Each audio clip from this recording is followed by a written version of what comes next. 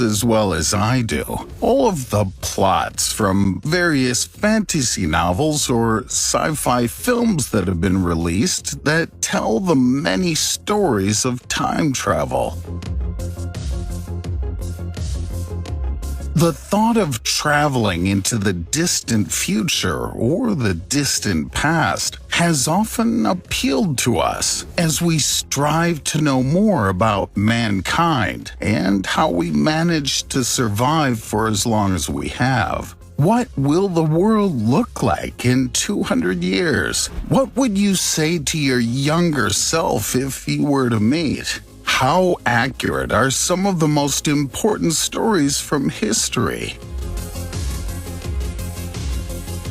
Scientists claim to have put theories of time travel to rest, claiming that it's entirely impossible. Theologists also chime in to say, what's done is done. You can't rewrite history. However, some people still argue that time travel may be possible and that we could have already met a time traveler at some point in the past. If you could travel back in time to any point in history, when would it be? What would you hope to see there? Share your story in the comments.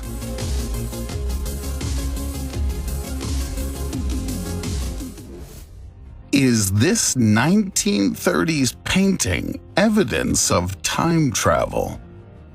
This work is a famous painting from 1937, which was named Mr. Pynchon and the Selling of Springfield. At first glance, it doesn't reveal anything too unusual. It shows a scene from colonial times as an Indian sits in a boat and looks like he's having a good time. It looks like he's probably about to transport a large load of cargo in his boat. But what is he looking at? It can hardly be denied that the object in his hands looks like a smartphone. The dark spot on the back even looks like the lens of the camera, though this would be impossible, right?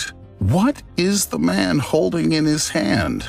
A stone tablet or a kind of sculpture? Maybe even a compass?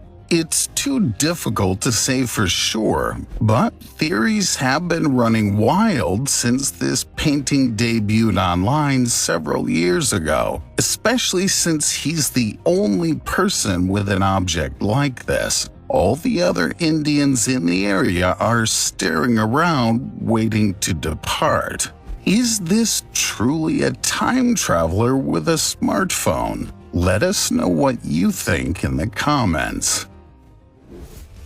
Is Greta Thunberg a time traveler?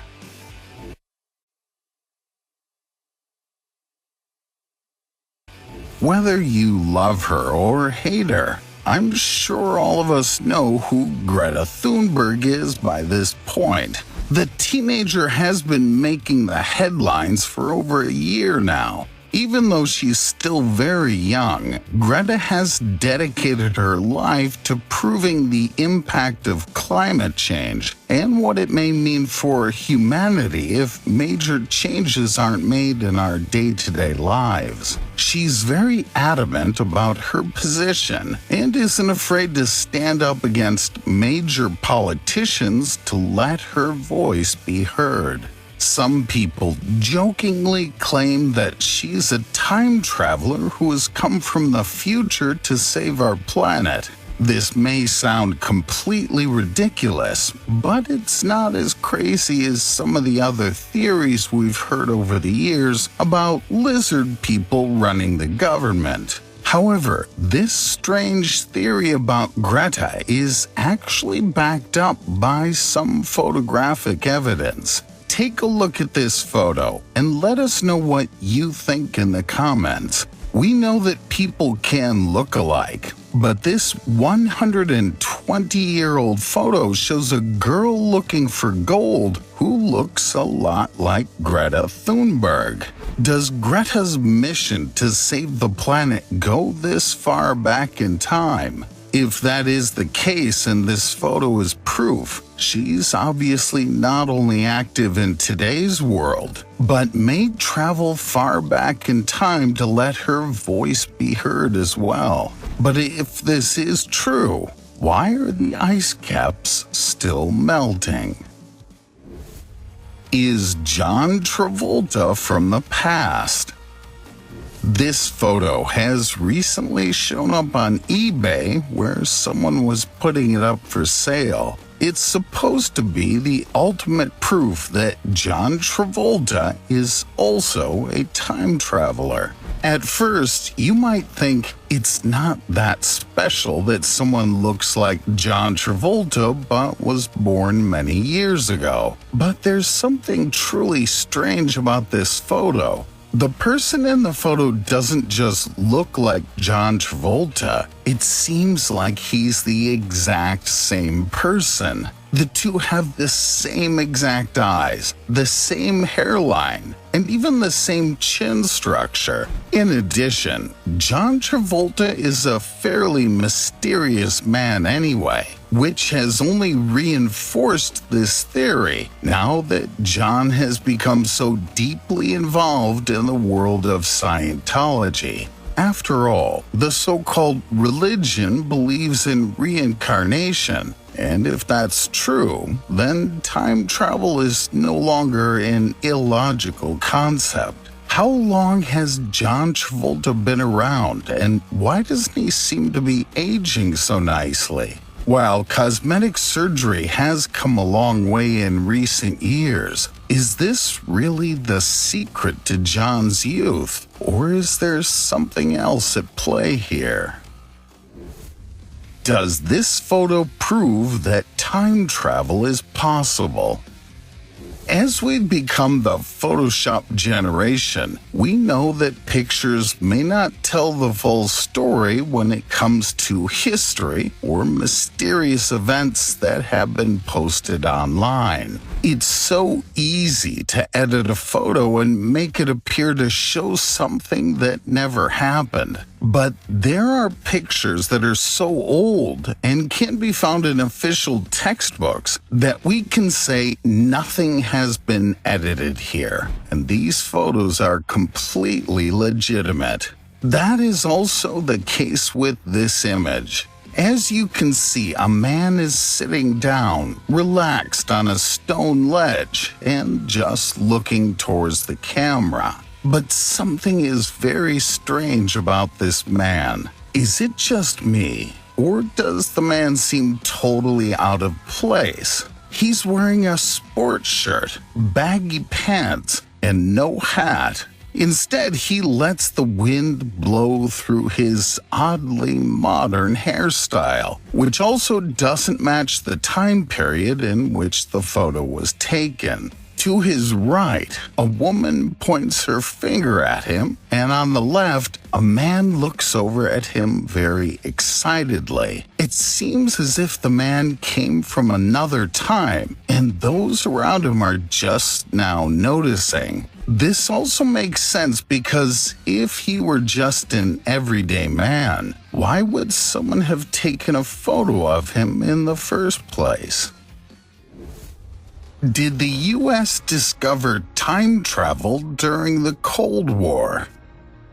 A U.S. lawyer by the name of Andrew Basiago has been trying to uncover the truth about the Pegasus project for some time. This was a top-secret U.S. mission during the Cold War. The whole purpose of the project was to find a way to manipulate the space-time continuum so that the United States could win the war against Russia. To make things even stranger, Basiago himself claimed that he was sent back in time to attend Abraham Lincoln's famous Gettysburg Address in 1863. His father also knew about this and worked on the project until it was discontinued in 1968, as it was deemed far too dangerous. Apparently, scientists used Einstein's theory of relativity and the possibility of wormholes to allow people to travel through time. It may sound completely insane, but why would a seasoned, educated lawyer with stories like this voluntarily damage his reputation in such a serious way? Does this punk come from another time? A few short glances are enough for you to see that this photo is definitely from another period of time. The way people are dressed, the horses, the carriages, the boats and houses, everything indicates that this image was captured long ago.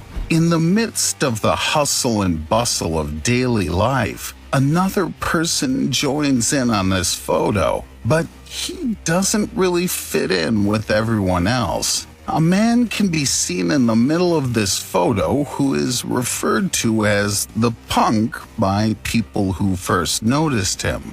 Again, it's difficult to understand why this person, many decades before the punk movement, was walking around with such a haircut and wearing a sleeveless shirt and suspenders. It's unlikely to be someone who was simply 70 years ahead of the punk trend. This image really helps explain the theories surrounding time travelers, as it seems incredibly strange that a man would expose himself to such ridicule at the time, simply to sport such an odd and off-the-wall haircut and clothing style. But again, stranger things have happened. What is this man holding in his hand on the beach? Similar to the previous photo, which shows an Indian who appears to be holding a smartphone, the man in this photo is also looking at a strange object in his hand that looks shockingly like a modern piece of tech. One thing is clear. Here, too, the picture shows that it came from another time period. It was shot in September of 1943. And again, the person stands out not only because of their behavior, but also because of their strange clothes that don't really fit into the style of the time period. In addition to this, the man in the photo looks suspiciously downwards, and in his entire posture, from body to hands, is reminiscent of a smartphone user that you may see on every street corner today. If it's not a cell phone, what else could he be holding in his hands? There were no Game Boys at the time, nor were there any other portable gadgets or computers. Who knows what this man may be up to? But it certainly doesn't seem logical that he'd just be looking at a rock or any other handheld object from that time period. Did Charlie Chaplin witness a time traveler? In 2010, a clip was uploaded to YouTube showing a largely unknown scene from the film The Circus. This was a classic movie starring Charlie Chaplin. But here, too, a person appears who, in a strange way, seems as if she doesn't belong there. The woman you see in the background is holding a strange device to her ear. It looks just like a smartphone, or at the very least, a cell phone. Cell phones were obviously not around when this movie was filmed. Released back in 1928, it was a very different time for most people, and the idea of a mobile telephone would not pop up for another 50 years. Some experts say that this is some kind of hearing aid device and would have been very popular at the time. But what would this woman be trying to hear? The sounds of a busy street and traffic? Who knows? But this definitely looks like a cell phone to me. Has this hipster traveled back in time? We still have one last example for you of a completely strange-looking person in an old photo. This photo made its way around the internet recently because it was confirmed to be a legitimate, unedited photograph. This 1941 photo shows what is probably the first hipster in world history. He's in a small crowd of people on the day the South Fork Bridge opened in British Columbia. As you can see, he stands out because he's wearing sunglasses that are far too modern. He's also wearing a shirt that seems to have a printed logo on it, something that would not become popular for another 40 to 50 years. There have been many attempts to explain this photo over the years. One of the more popular theories claims that sunglasses like this would have existed at the time, but they would have been incredibly expensive. The same theory goes for his t-shirt and camera. Cameras like this would have also existed, but would have cost hundreds of dollars. His t-shirt could very well be a luxury item as well, with the logo on the front being hand-stitched rather than printed. Is Nicolas Cage a vampire? This is yet another photo that was sold on eBay a while back. For a massive $1 million, you could buy a picture of a person who lived in 1870 and looks exactly like Nicolas Cage. It's not known whether he simply shared the same gene pool or if this person could be a distant relative of Nicolas. However, the most likely solution seems to be obvious. Like John Travolta, Nicolas Cage may have the gift of traveling through time. Other sources are firmly convinced that Nicolas Cage is a vampire or even a zombie, but this seems a bit far-fetched. However, this would explain his odd behavior over the years, characterized by eccentric outbursts and overdramatic facial expressions. So, is it possible that Nicolas Cage may be a time-traveling vampire? Well, virtually anything is possible. There are hundreds, maybe even thousands of stories about planes that have gone missing or have mysterious crimes committed while passengers were on board. Some cases will eventually be cleared up after years of research, but others may not ever be solved. This is likely true for the sudden disappearance of Santiago Flight 513 in 1953, though the plane mysteriously returned 35 years later. Disappearing planes.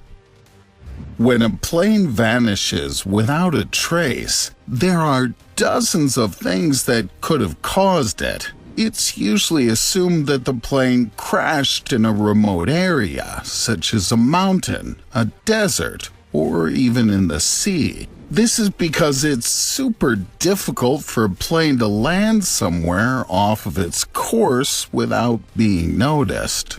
Often, after years of research and patience, parts from this plane may wash up on shore or be found in remote areas years after the presumed crash occurred. However, that is not always the case. Researchers spend years and countless hours searching for clues that can help lead to resolutions in cases like this, but sometimes the cases simply remain unsolved because there's no evidence left to go on.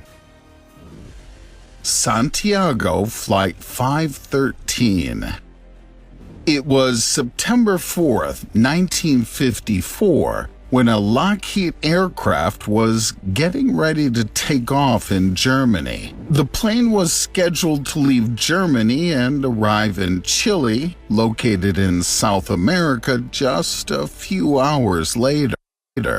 There were 88 passengers on board, and the crew consisted of just 4 more people. This was a completely ordinary flight, and nothing unusual took place before the plane took off. After all, flights like this were taking place multiple times per day, every day this time of year. All of the passengers were ordinary people, and there was no additional cargo on board that would cause anyone to be concerned.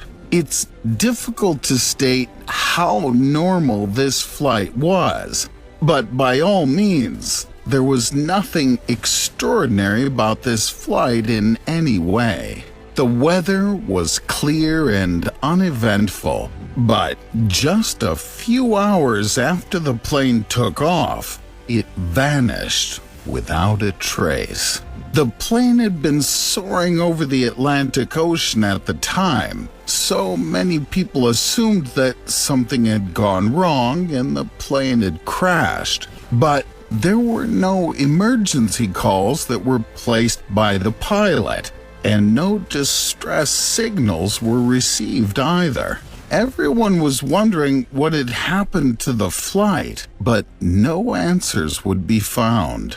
All 92 people who were on board the flight that day were pronounced dead. The event was tragic, but plane crashes are not unheard of. So what made this flight so interesting?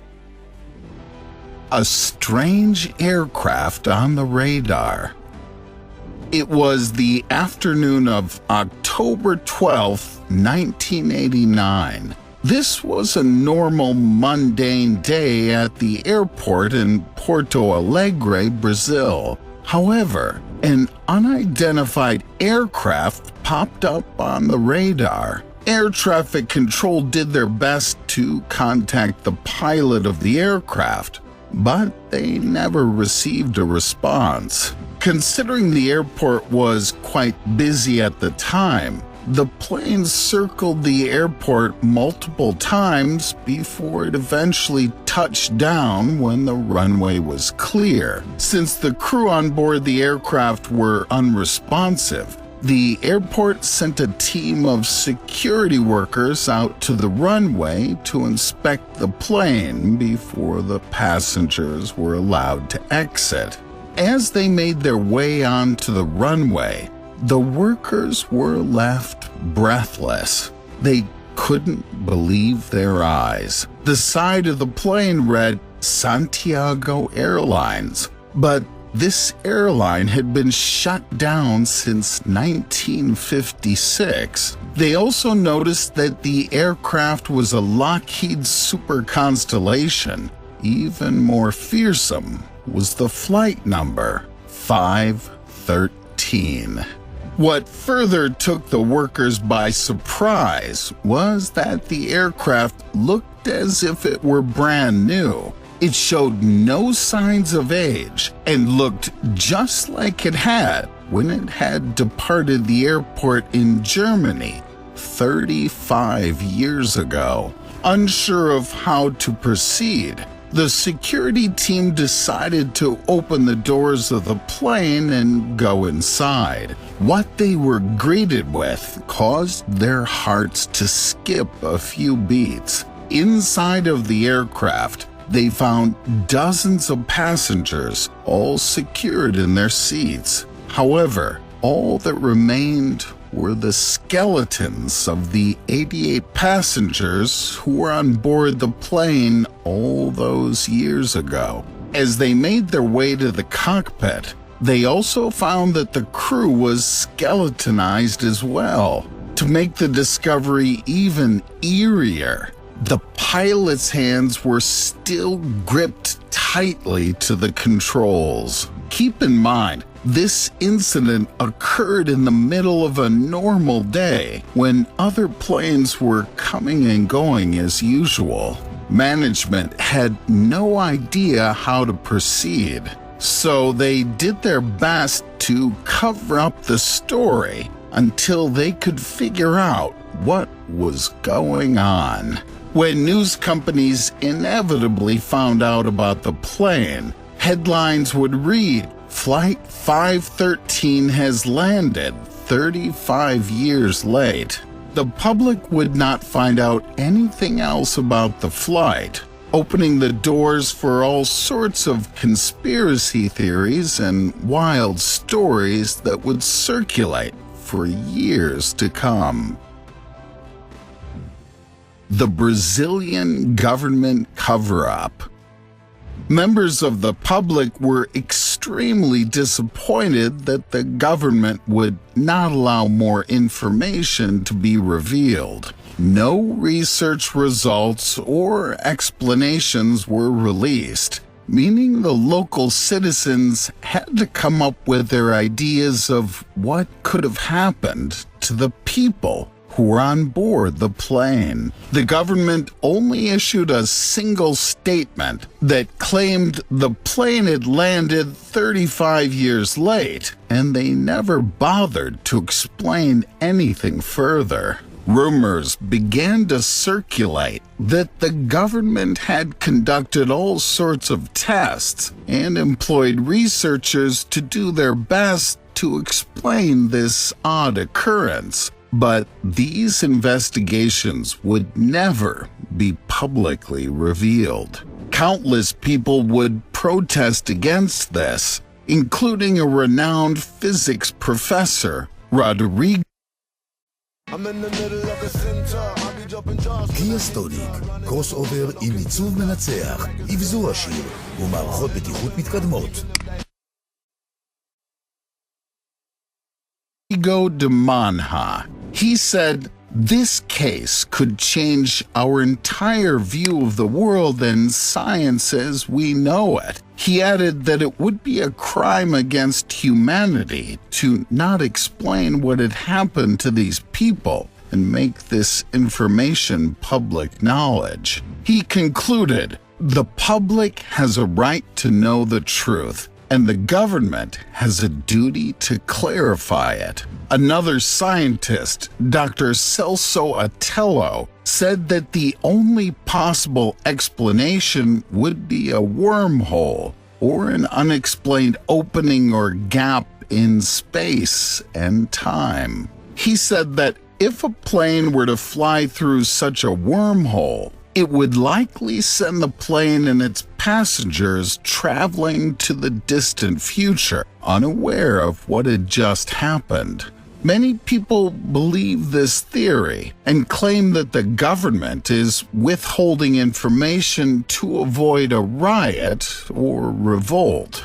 Dr. Atello says that denying the truth is no better than lying to Brazilian citizens. Throughout the years, many have questioned how plausible this story truly is. Brief research into the topic brings up a Snopes article that dismisses the story as untrue. Snopes claims that the story is purely a work of fiction that was published in the 1980s to sell more tabloids. The researchers say that the story was likely sparked by the 1961 episode of The Twilight Zone titled The Odyssey of Flight 33. We have to admit, the episode tells an eerily similar story to what happened on Flight 513, but it doesn't explain the witness reports that have popped up over the years.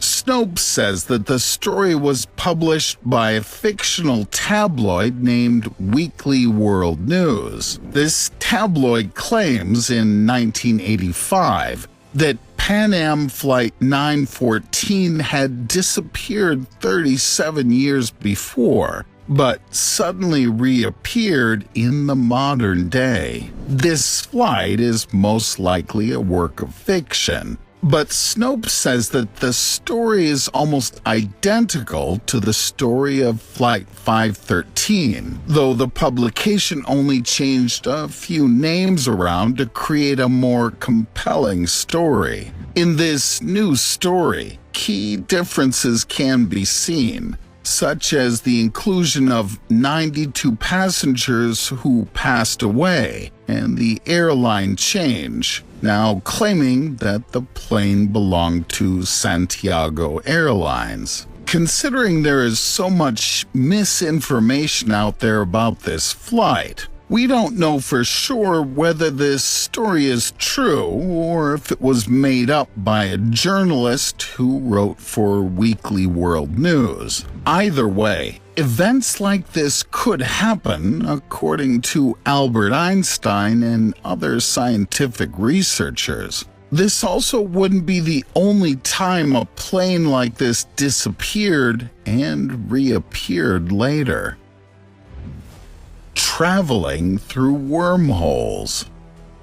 Wormholes like this date back to Einstein and his extensive research in science and mathematics. He hypothesized that holes in space and time like this could exist, and that tunnels could easily connect 2 points in time. He theorized that if we were able to locate one of these holes, time travel could be possible. However, the effects that this would cause would be completely unpredictable. If we were able to manipulate these holes in time and use them at will, it would make traveling from one place to another almost instantaneous. Many scientists have described this as being an abbreviation in space-time, opening up all sorts of possibilities for the future of planetary travel.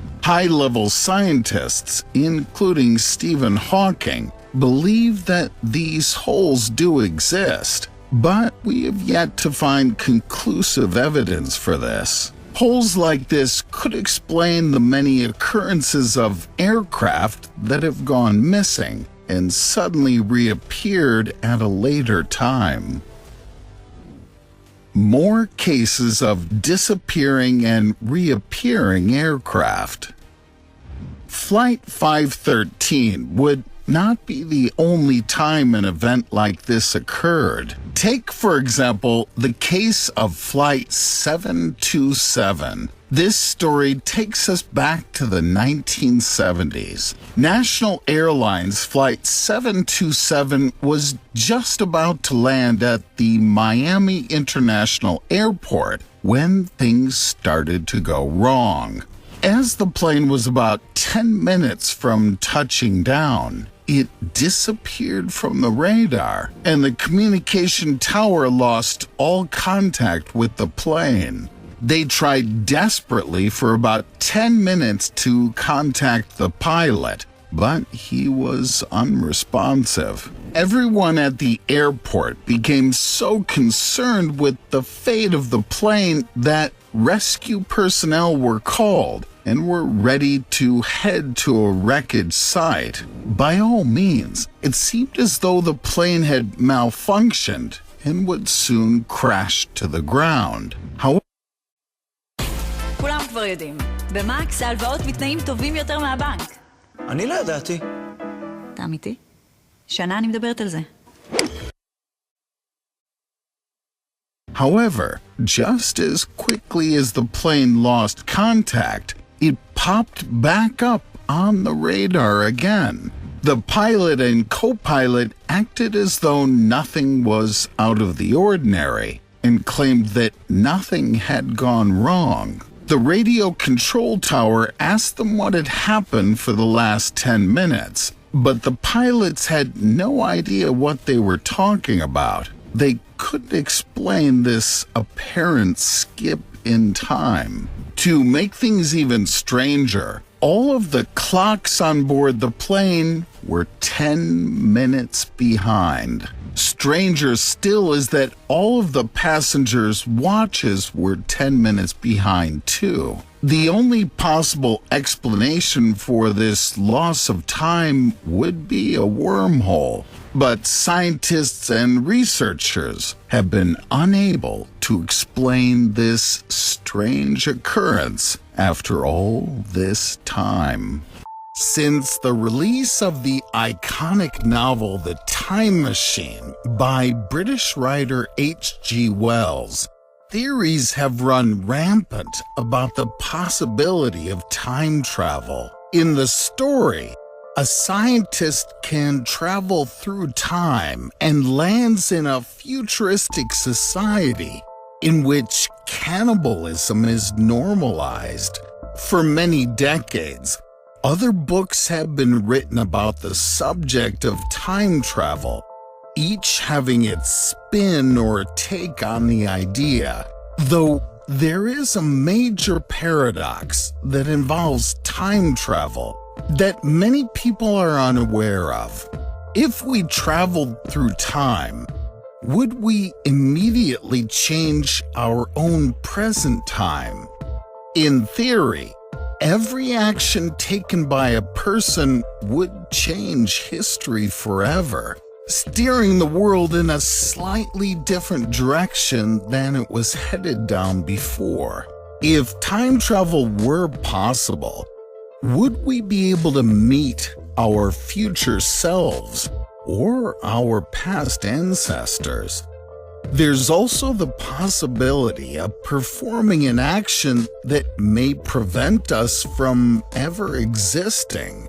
So would time travel even be possible if that were the case?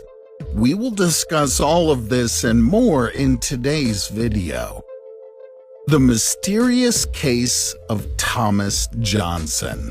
Thomas Johnson was a 10-year-old boy when he went outside to play with a few of his friends on his family's farm. The family had recently purchased the farm, and there was an artificial pond that had been created on the property before the family had moved in. Thomas' father was terrified that Thomas would be unsafe if he ventured too close to the pond alone, so he forbade both Thomas and his friends from visiting the pond without supervision. To make matters worse, his father warned him that strange things had been taking place in the area recently. His father had no idea what may happen if he let the boy out of his sight. There had been many occurrences in which farm animals would disappear without a trace. They would leave behind no evidence of their departure. It was as though they simply vanished into thin air. Regardless of these odd events, Thomas remained undeterred and decided to visit the forbidden pond anyway. His friends were nearby when Thomas entered the water. They reported that the water was very calm as Thomas waded through it. However, without warning, the water began to churn. Waves whipped throughout the pond, and the water began to spiral. A hole opened in the middle of the pond, forming a suction that sucked the boy underwater. Within moments, he disappeared out of sight, and his friends were left speechless. Police were immediately called, and a search team did their best to find the boy. However, he was nowhere in sight. They combed through all the nearby areas and searched the lake, but the boy had simply vanished without a trace. 58 years passed by, and the family never discovered what had happened to their son. His father was walking around the farm one day when he decided to visit the pond to mourn his son. He had felt many emotions throughout the years after his son presumably lost his life. so he would often visit the pond to remember that fateful day, paying respect to his son's memory. The father, now 91 years old, says that as he was mourning his son, the water began to spiral. The once still water almost immediately began to make small waves, forming another suction in the middle of the pond. The boy's father claims that as a hole opened in the middle of the pond, a teenage boy appeared in the water. He immediately recognized this boy as his son, though he had aged 5 years since he had last seen him. He says that the boy was fearful and reluctant to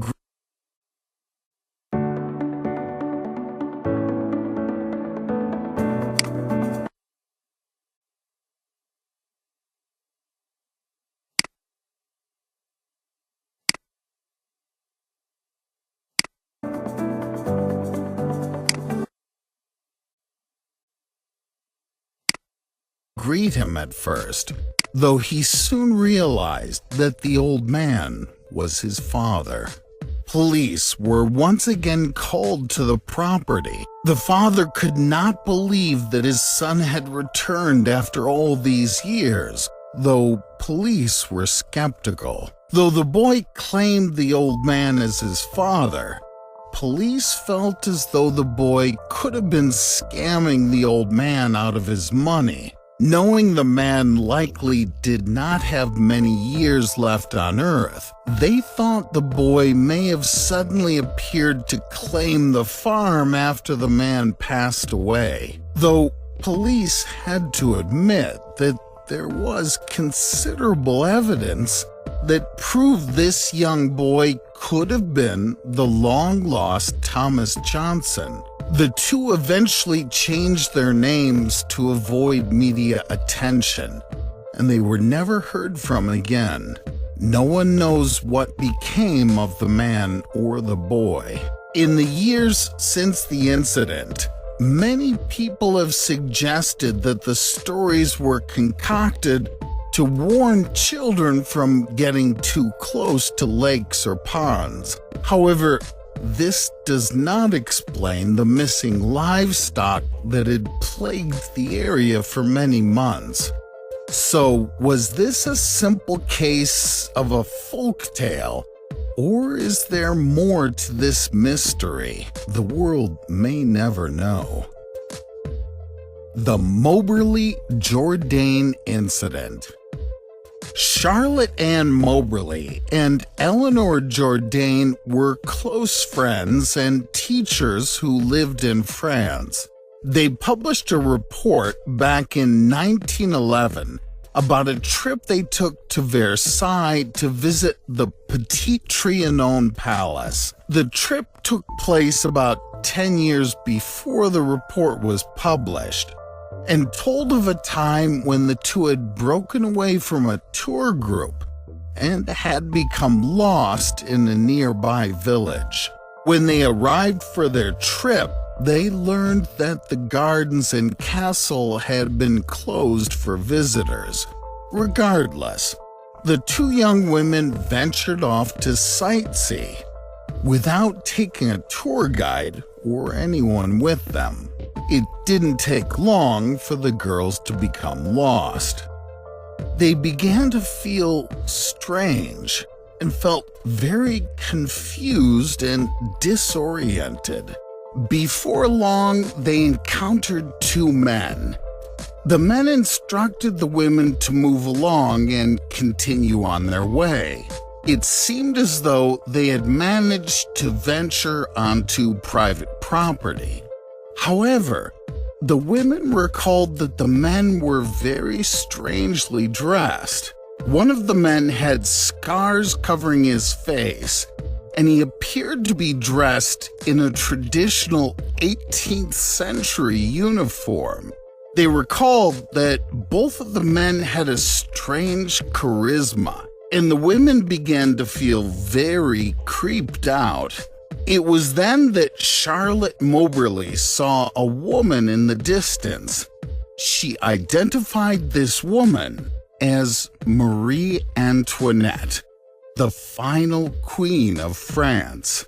Maria was lounging in a nearby garden, which likely explains why these two men had approached the women so suddenly. They were tasked with protecting the queen.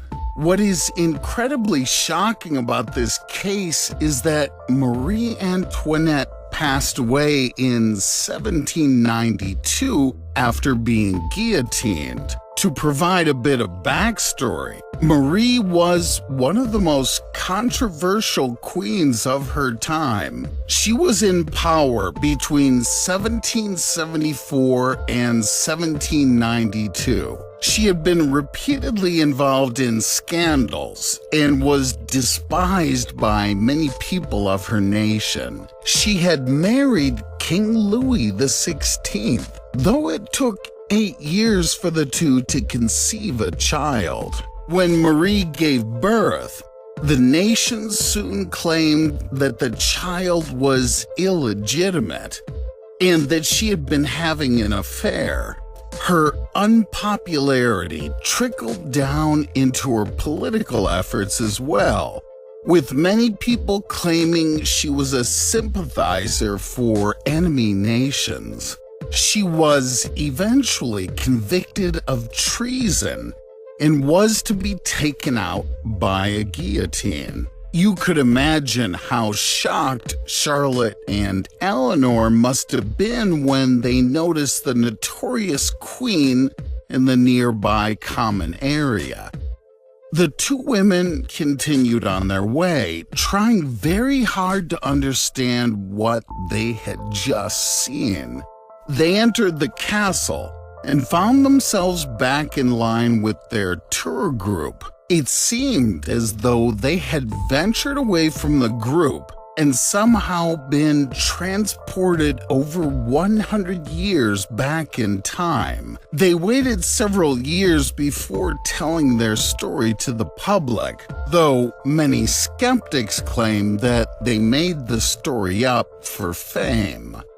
However, the women insist that they were telling the truth. Other skeptics believe the women, though they claim that the women may have been tricked by a group of people in costume. If there had been an event that day, it would explain why the men were dressed up as guards and a woman dressed as Marie Antoinette.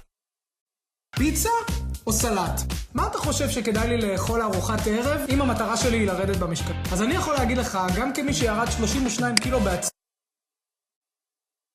Antoinette was seen in a nearby garden. No one has been able to confirm or deny this theory, and the women firmly believe they traveled in time. The case of Victor Goddard. A man named Victor Goddard worked as a military pilot and Air Force officer for the British Navy and Air Force between 1910 and 1951. Victor was highly respected and well-liked within his community and business. By the final years of his career, Victor had proved himself worthy of receiving the title of Air Marshal, allowing him to command his bomber squadron in the infamous war against Japan. Just a few years later, in 1946, he became a representative for both the British Royal Air Force, based in the United States, as well as the head of the Aviation College in Cranfield. Victor was born in London and had been involved in both World War I and World War II. In addition to these wars, he had been involved in various battles and combats throughout the years, so he was a highly seasoned war veteran. Though in 1951, he wrote an article for the Saturday Evening Post that told the story of a time when he believes he traveled through time while working on a mission. Victor told the story of a flight that took place in 1935. He says that he was flying in a Hawker Hart light bomber while traveling over an airfield in Edinburgh. Without warning, he became caught up in a violent storm. The storm rattled the aircraft and caused Victor to fear for his life. However, he kept his wits and managed to maneuver through the storm. However, as he was passing through a series of rain clouds, he claims that he traveled forward in time to the year 1939.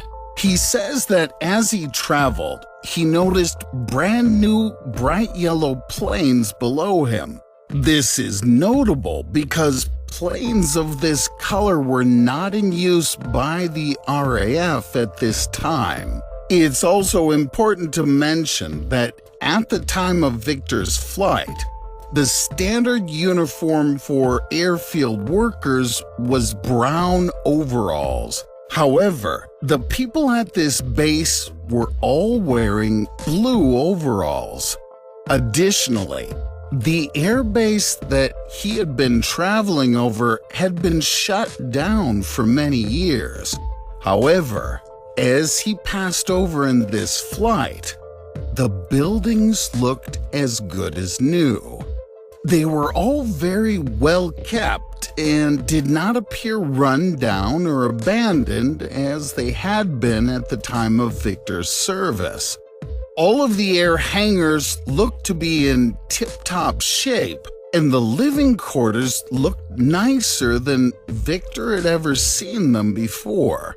By all means, Victor was shocked and confused by what he was seeing. Reports vary between journalists, but it seems as though Victor would soon find himself caught up in another storm. He continued through this storm as he had just moments before, and by the time he reached the other side, he was back in his time in 1935.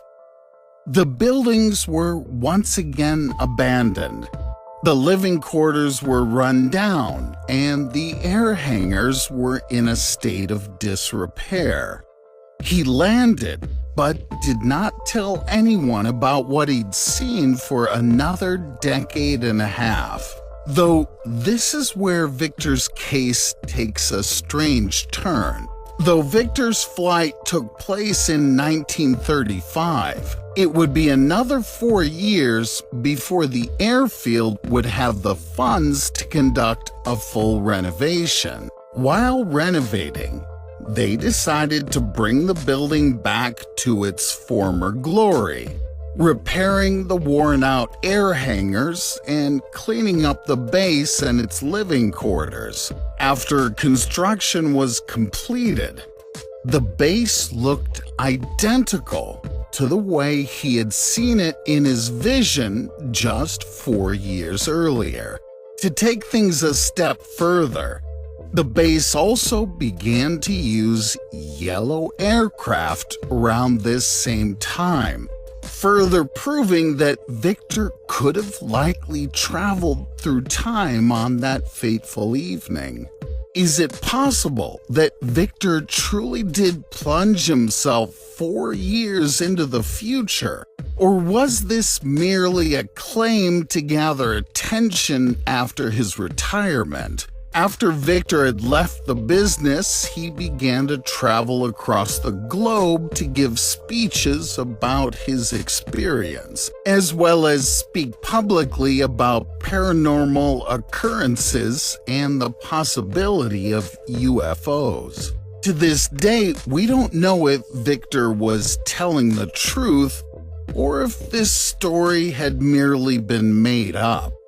However, Victor maintained throughout his life יש בנק שאשכרה אכפת לו מהלקוחות שלו ונותן להם את המשכנתה הכי משתלמת? בוודאי! איזה בנק זה? Live, that this story was completely true. What he experienced that day remains completely unexplained. The surprising news first. Through the effect of time dilation, time travel is theoretically possible, but not in the way that Dr. Emmett Brown and Marty McFly on screen, and only into the future. In spite of all of our knowledge of physics, however, there are always people who claim to have made a detour to days long gone.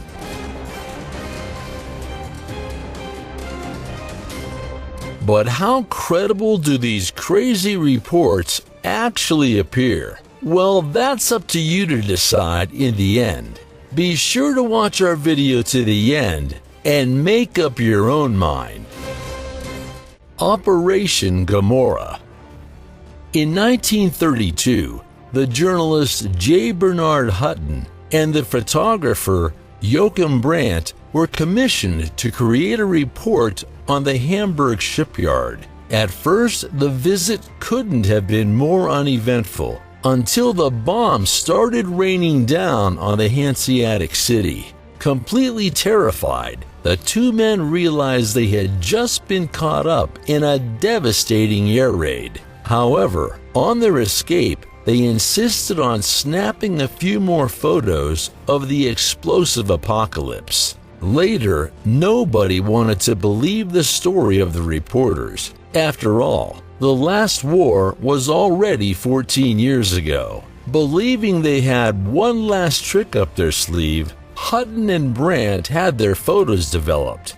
But then, the inexplicable happened. The buildings on the recordings were completely intact, and there was no trace of a hellish bomb inferno. 11 years later, Hutton opened the morning paper in London and almost choked on his coffee. The article was about Operation Gomorrah, a series of air raids that the residents of Hamburg were confronted with from July 24th to August 3rd, 1943. The accompanying photos looked exactly like what Hutton had seen with his own eyes in 1932.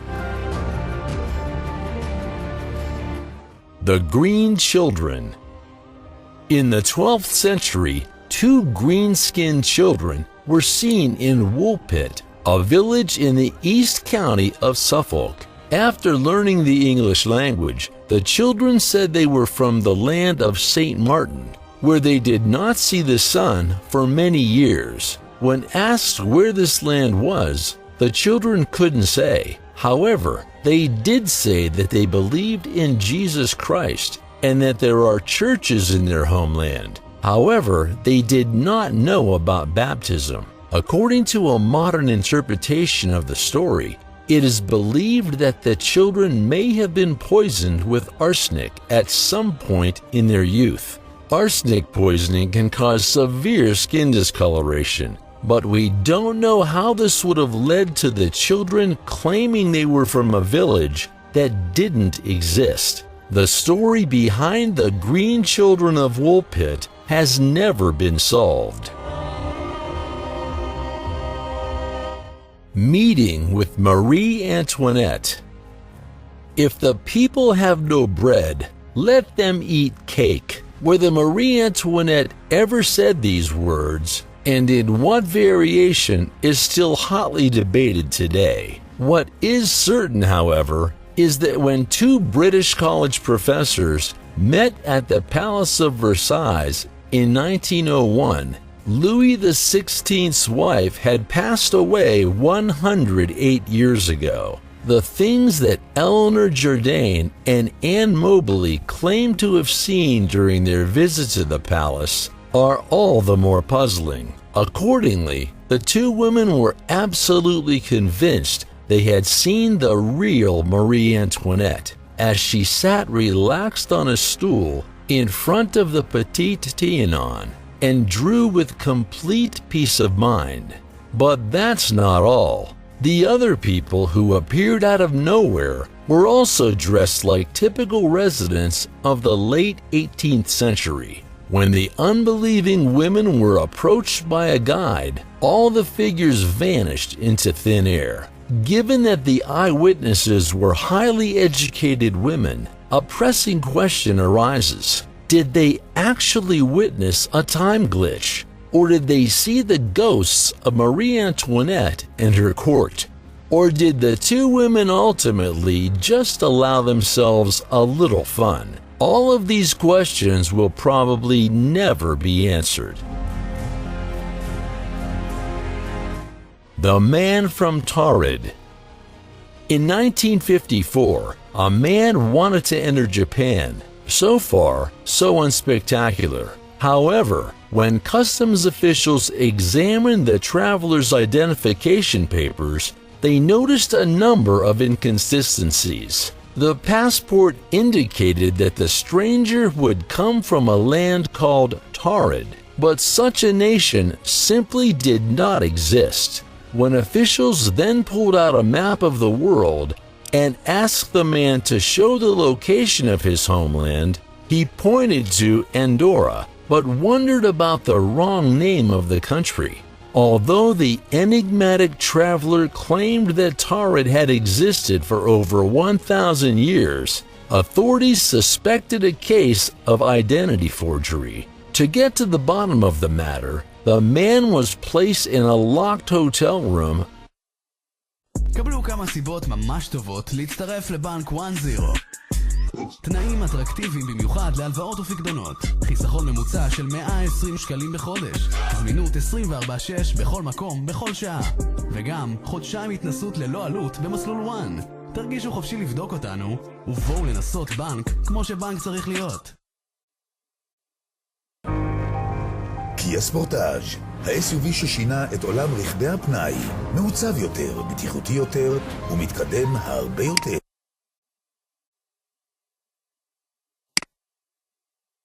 Guarded by two armed guards. When they entered the room the next morning, they couldn't believe their eyes. The stranger seemed to have disappeared from the face of the earth. The passport that had been kept in the security office at the airport had also apparently vanished into thin air. The man from Taurid has never been seen since. Hakan Nordqvist. A plumber's job with consequences. When Hakan Nordqvist realized on August 30th, 2006, that his kitchen was flooded, he crawled under the sink to fix the problem. But when he looked inside the closet, he noticed that it had turned into a meter-long tunnel. After squeezing through the passage, he found in disbelief that he had landed in the future, in the year 2042 to be precise. Curiously, he also encountered a 72-year-old gentleman there who turned out to be the older version of himself. So not only did both men have the exact same tattoos, the old Hakan could give the young man details from his life that no one else could know. In fact, the two versions of the same person are said to have snapped a photo together. What may sound like a nasty acid trip proves one thing. When in doubt, it's always better to call a professional plumber. John Titor. John Titor is a pseudonym of a man who claims to have traveled from the year 2036, about 15 years into the future. In our world, he first popped up in the year 2000 with the mission of finding an old IBM computer from 1975 and taking it back with him into the future. He says he needed this computer to use the Linux operating system in the year 2038. For some reason, this OS became super important in 2036, and he needed a classic 32-bit computer to boot into it. He says he tried buying one on eBay twice, but was always outbid at the last second. Because of this, he had no choice but to turn to the members of an online community for help in procuring one of these elusive machines.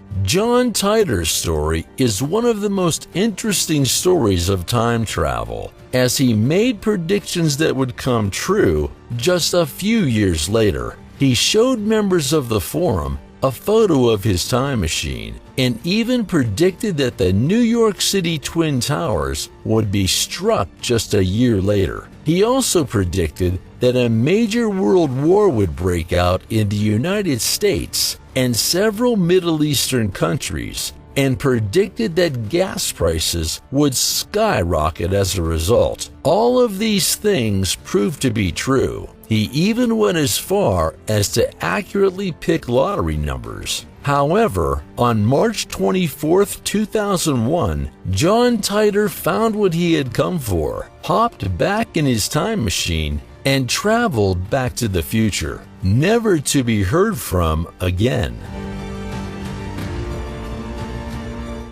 Strange car ride. In 1969, two men in southwest Louisiana stopped for a short lunch break before rejoining Route 167. As they drove along, they finally saw an old car ahead, moving very slowly, with a 1940 license plate. As the two men approached the vehicle, they saw a woman and a small child inside, their clothes also completely out of date. Soon after, they saw that the driver's tears were streaming down her face. Wanting to help the stranger, they gestured for her to stop for a moment, to which the devastated woman nodded in affirmation. But when the men pulled to the side of the road and looked around, they thought they had lost their minds. All of a sudden, there was no sign of the car that had been driving behind them just a second before. The stock market shark.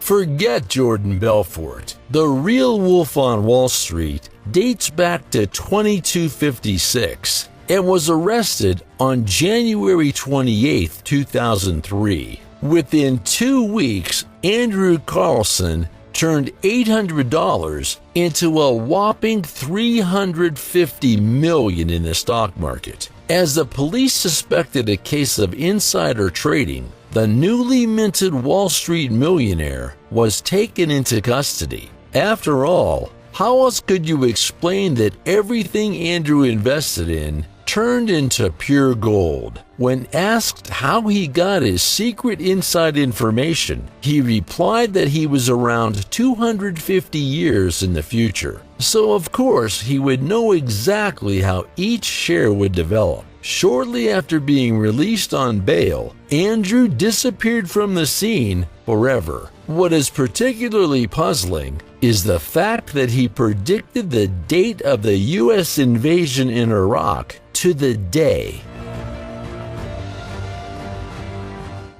Das Café.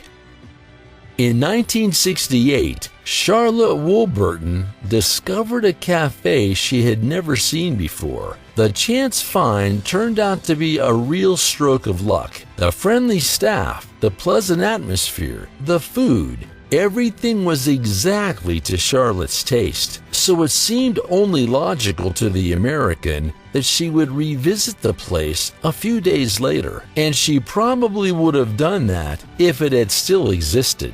When Charlotte found herself at the cafe's address, there was a full-fledged supermarket. But how could this be? How is it possible to demolish a cafe in just a few days and build a new shop out of the ground? Did she only imagine her visit to the cafe in the end? Later, Charlotte found out that the inn did exist, although it had closed its doors many years ago. Detour to the 50s. It's 1996 when a police officer and his wife go shopping in Liverpool. While the wife wanted to browse in a CD store, the man preferred to visit a bookstore. When he left the shop soon after, the street was strangely quiet. But then a van that looked like it had been built in the 1950s honked its horn. Even stranger was the fact that passers-by also wore clothes that hadn't been fashionable in decades. After shaking himself briefly, the policeman wanted to return to the bookstore, but in its place was a woman's clothing store called Cripps. Knees trembling, he walked through the front door and found the building had turned back into a bookstore. The police officer later found out that Cripps hadn't existed since the 1950s. CIA time travel program, Project Pegasus. Andrew Bazaglio claims to be a time traveler as well. He says that he can see both the past and the future, with all of this being made possible due to a CIA time travel program known as Project Pegasus. The project was carried out between 1962 and 1972 and was designed to contact previous presidents, teleport people to Mars, and even maintain relationships with aliens, allegedly, of course. Aside from the idea of being able to physically travel back in time, Project Pegasus would also help to create two new technologies: the ability to teleport and travel back in time through means of a holograph. Andrew told crazy stories about his time working with the CIA and says that he now has a goal of becoming president so that he can declassify all the information about the project and bring the technology to the masses. If this were ever to happen, history would be permanently changed forever. But what is particularly scary is that if Andrew is telling the truth, we would never know. Even if the government was able to change the past and impact the future, we would still have to grow up, blissfully unaware of the changes. Alien invasion warning. In October 2017, police officers at the U.S. state of Wyoming became aware of a man who pretended to be from the future. He introduced himself as Bryant Johnson and said he was tasked with saving the world. He reportedly came from the year 2048 and was sent here by aliens to warn residents about an impending race of evil aliens who threatened to wipe out humanity. However, as it would turn out, he had traveled too far back into the past. He was supposed to travel to 2018, but his machine miscalculated and sent him too far back. His case is interesting because police noted that he was acting strangely and smelled like alcohol. He justified this by saying the aliens had given him alcohol so he would be able to survive the journey into the past. But this was obviously a bit too far-fetched to believe. In the end, the officers took him in and placed him in a holding cell until he was sober. Our solar system is filled with mystery and an infinite number of stories that are waiting to be discovered. Over the years, we've seen many fictional films that tell fantastic stories of aliens, astronauts, and other people who've lived in space for dozens of years.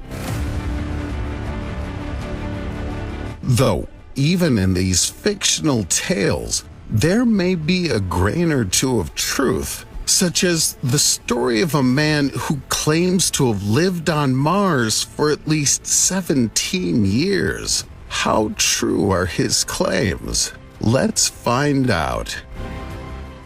17 years on Mars. The great red planet in our solar system, officially known as Mars, has been the subject of debate for many years. There's been a lot of discussions begging the question about whether or not humans may be able to live on Mars sometime in the future. In fact, recent news claims that we'll send our first humans to Mars within the next decade.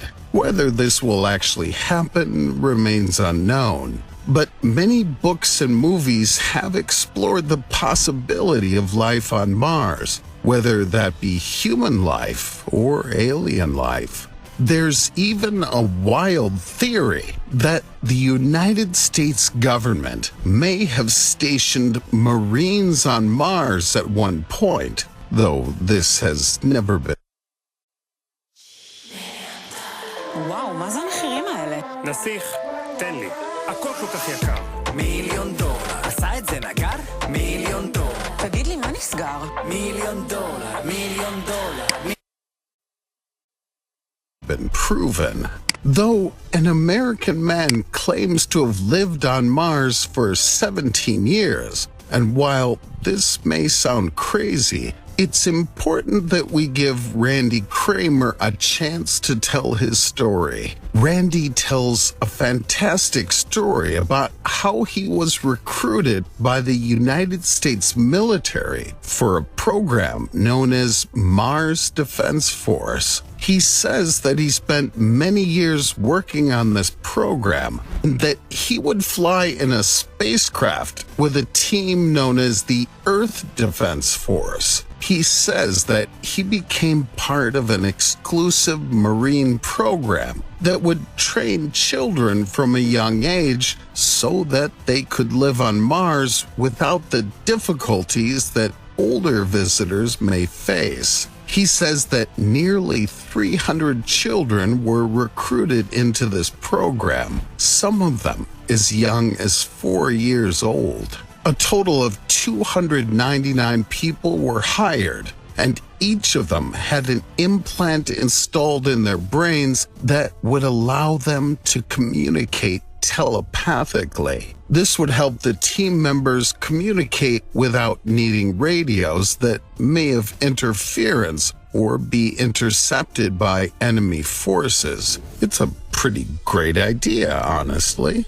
Kramer says that he was trained for several weeks to be part of this mission, considering most astronauts have to train for years to enter outer space. His short training time seems to have gone very well if he was allowed to leave Earth so soon. One of the most interesting aspects of his story is that he claims he was transported back in time so that he could enter the program many years before. This was done so that his family and relatives wouldn't notice how much time had passed by the time his mission was completed. He says that when he had become old enough, he was taken to a secret lunar base in the year 1987, just before he was shipped off to Mars. He says that a teleportation portal was used to help him travel to the planet quickly,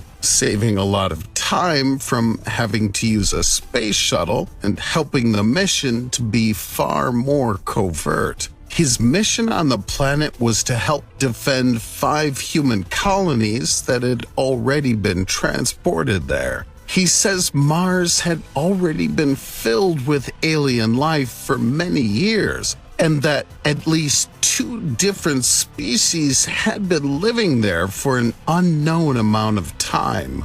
Randy explained that the atmosphere of Mars is perfectly habitable, and that it isn't too crazy to think that humans may be able to live there in the near future. However, the 2 species of extraterrestrials that currently live on the planet may make this difficult. He says that these 2 species are highly intelligent, with one of the species looking similar to an insect, while another looks more like a reptile. It may sound like a crazy idea, but Randy says that the United States began to wage war with these beings. He says that several battles were fought, and many men and women from Earth ended up losing their lives in the chaos. However, after the intense battles, there's now supposedly a peace treaty between the humans and the two species on Mars.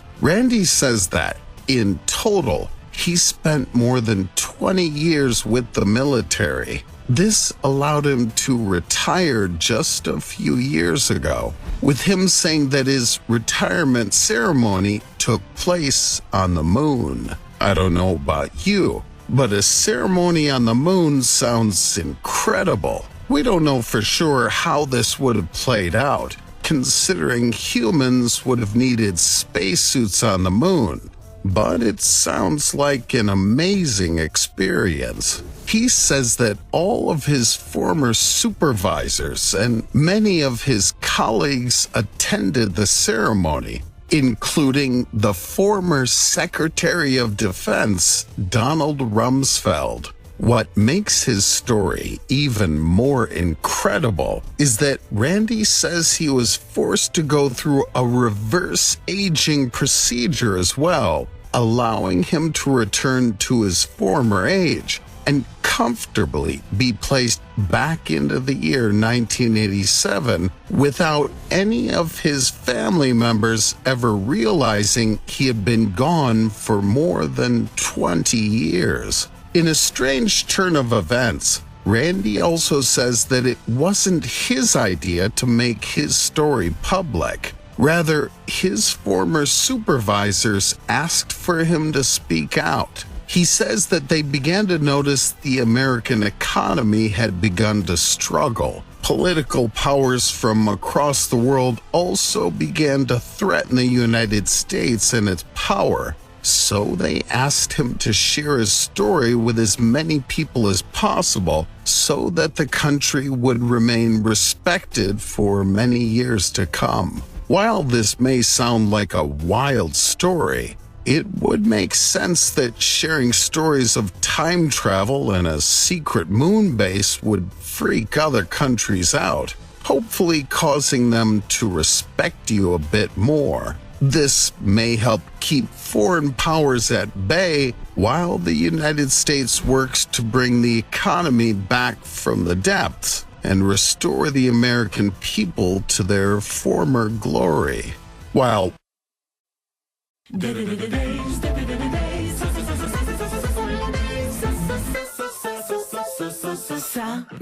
סמלת דייז מציגים טריפל סייל, גם הנחה על מחירון.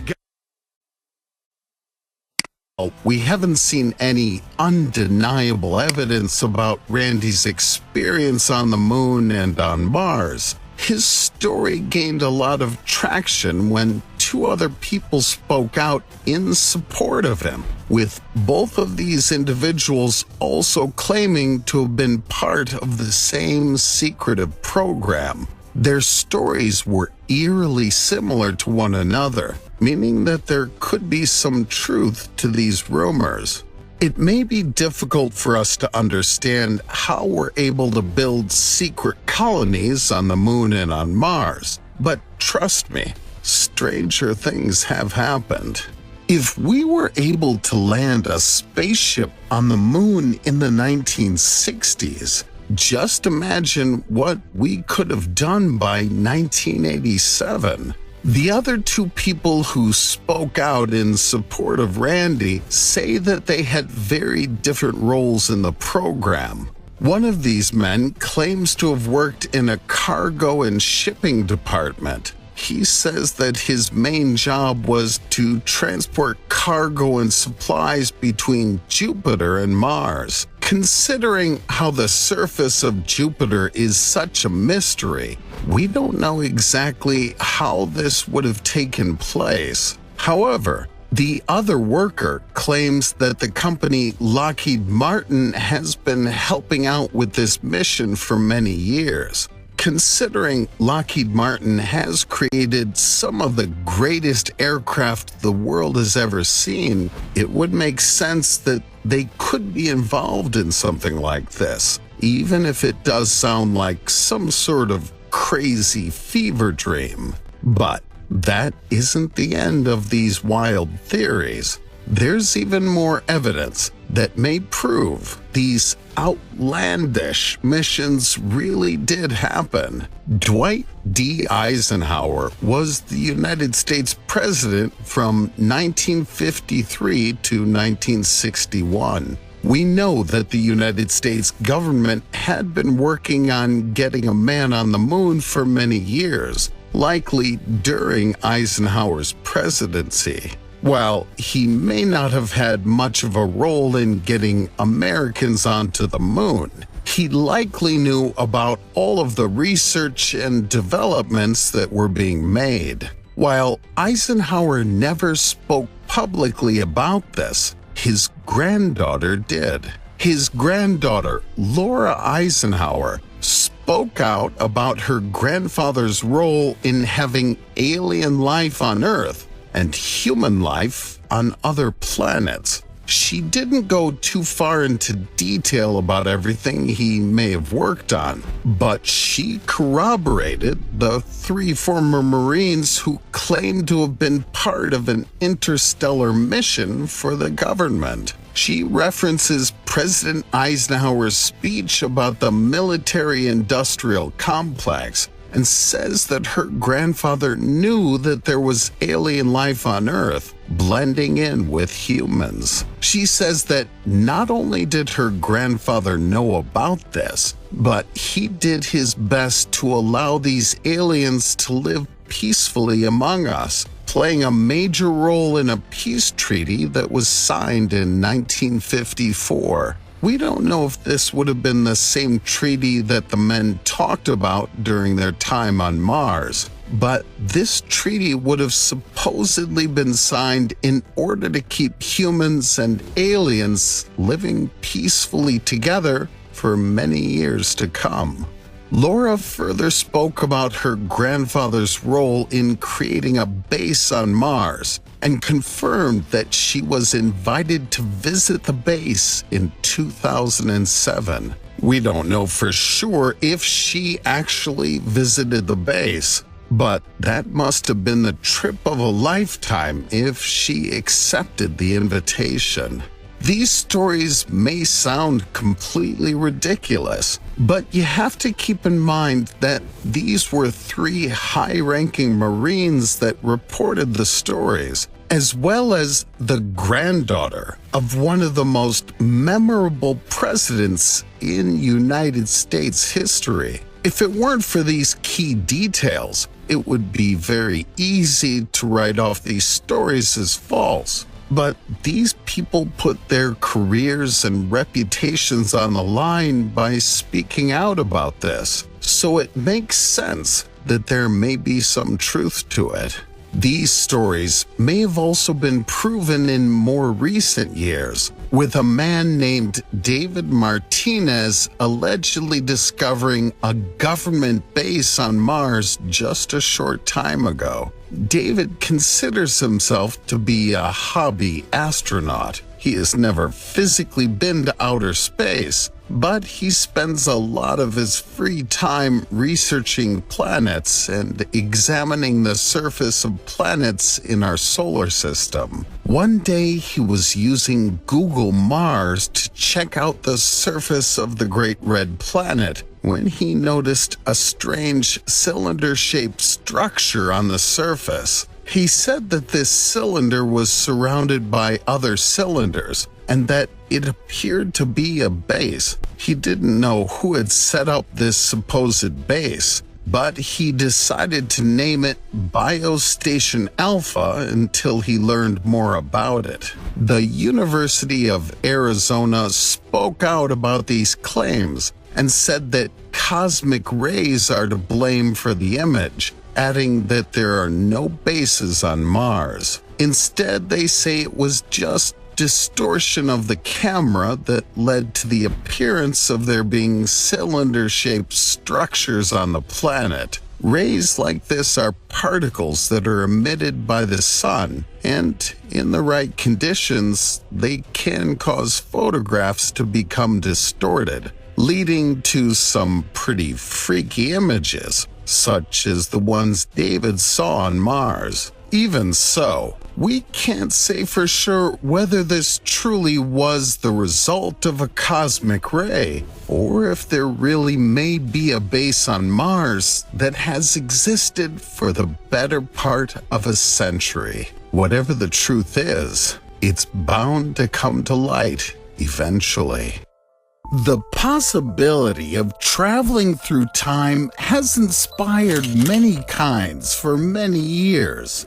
The idea of breaking through the linear barrier of time and traveling to any point in history is incredibly fascinating, though this possibility only exists in science fiction. Or does it? Scientific literature has repeatedly denied the possibility of time travel for many decades. However, there are people throughout the world who wholeheartedly insist that they have successfully traveled through time to various moments in history. Stories like this often cause an audience to be divided. Some people believe that these claims are true and that time travel is entirely possible. However, many other readers claim that the stories are made up of fantasies that were crafted by people who merely wanted attention or fame. In today's video, we would like to reveal a few cases of people who claim to have come from a completely different era in time.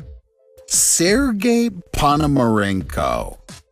Back in 2006, a young man named Sergei Ponomarenko was seen traveling down the busy streets of Kiev, the capital city of Ukraine. This man was just 25 years old, though he looked considerably different than everyone else in the city who had been traveling around him. Interestingly, his clothes didn't match the current time at all. Rather, he looked as though he was wearing clothing that had been made many years ago. He looked as though he'd been dressed sometime in the Middle Ages, yet he was wandering around the metropolis streets as though he were just another passerby. The man's appearance only grew stranger when locals began to notice the odd camera he had been tightly holding near his chest. This camera looked to be a relic from a bygone era, yet it was fully functional, and the man seemed to be clinging to it with the utmost security. As people passed him by and traveled down the busy city streets, Sergei looked around, seemingly confused, disoriented, and without direction. It wasn't long before the young man caught the attention of a group of police officers. When they first noticed him, they thought he may have been playing a joke on them. The man approached the officers and asked for directions to an address, though this address had not existed for many years. The police grew suspicious and asked the man to show his identification card. To their surprise, he pulled his ID from his wallet and presented it to them. His ID had expired over 50 years ago. The ID explained that the man was named Sergei Ponomarenko and that he had been born in 1932. If this were correct, the man would have been about 74 years old. However, the youthful man was far from elderly. Police did the best they could to help him, and they directed him to a mental facility, believing he had somehow lost his identity and was now impersonating an elderly man. He was taken in and evaluated by mental health professionals. But what happened next was very strange. Rather than reveal to doctors that this was simply an elaborate prank, Sergei insisted that he was telling the truth and that he was born in 1932, though he seemed unaware of how he had arrived in the busy city of Kiev. One of his doctors was an amateur photographer and immediately recognized the camera that Sergei had been using. The device, a Yashima Flex, was one of the oldest portable Japanese cameras ever created. These cameras were remarkably rare, and it seemed odd that Sergei would be walking around in public with such a collectible and valuable camera. As the doctors continued to question him, he insisted that he was born on June 16, 1932 in Kiev. He told doctors he was just 25 years old and had left his home early that morning to take photos in the city. Though as he exited his home, he noticed a strange object flying through the sky. He studied the object for a while and realized it was shaped like a bell.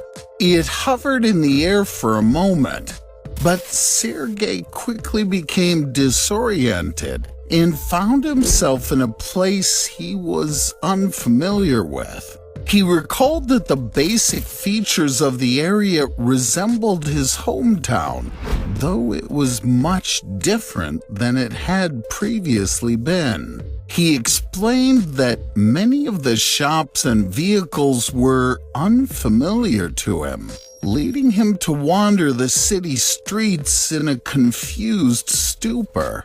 The doctors were unfazed by his claims and believed he had simply been suffering from delusions. To prove this, they took his camera and developed the film. After the photos were developed, experts confirmed that the images had been captured in 1958. To take things a step further, Sergei appeared in several of the photos wearing the same clothing he was found in when officers took him to the hospital. Many of the photos showed the streets of Kiev as they were some 50 years ago, though the mystery doesn't end there. As the doctors continued to scan the photos, they noticed something in the background of one of the images that appeared to be floating in the sky. To their surprise, it was none other than the bell-shaped object that Sergei had been telling them about. That evening, Sergei was taken to a holding room and locked inside, while doctors worked to come up with a plan for his treatment. The room was sealed off, and the windows had bars on the outside so that patients could not escape or leap from the windows. To escape a room like this would be theoretically impossible. However, the following morning, Sergei was gone. He didn't leave a shred of evidence behind aside from the photos that the doctors had developed on his behalf. He was never seen again. To take this case a step further, in the year 1960, a man named Sergei Ponomarenko was reported missing by family and friends. he was never found. Alfred Bielek. In 1984, the film The Philadelphia Experiment was released in theaters.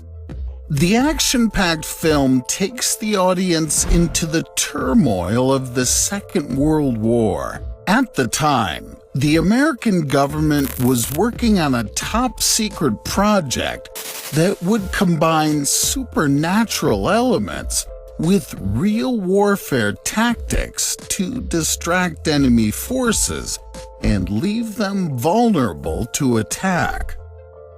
To do this, the Navy developed a new type of technology that would keep their warships from being visible on radar.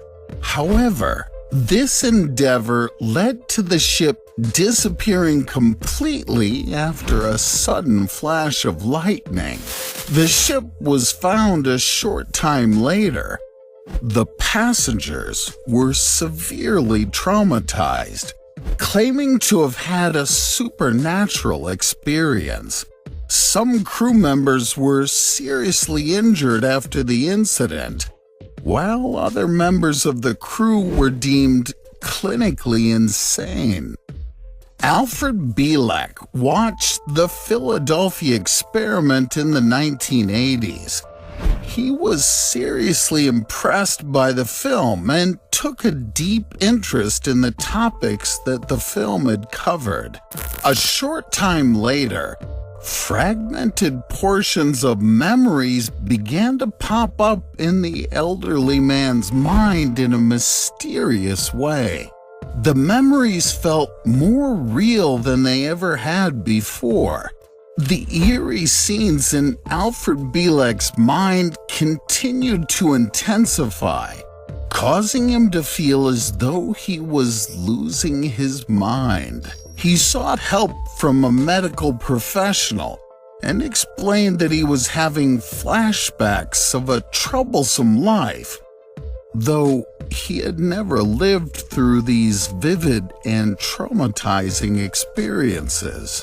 As the memories began to piece themselves together, Alfred felt as though he had finally uncovered the truth. He believed he was Edward Cameron, a crew member from the Philadelphia Experiment, and that he had been reincarnated after the tragedy. Edward Cameron is said to have witnessed the supernatural series of events firsthand when he was a soldier. Shortly after the mysterious equipment on board the ship was activated, the crew began to panic. To escape the chaos, Edward decided to jump off the ship, though instead of ending up in the water, however, he found himself in a hospital in the year 2137.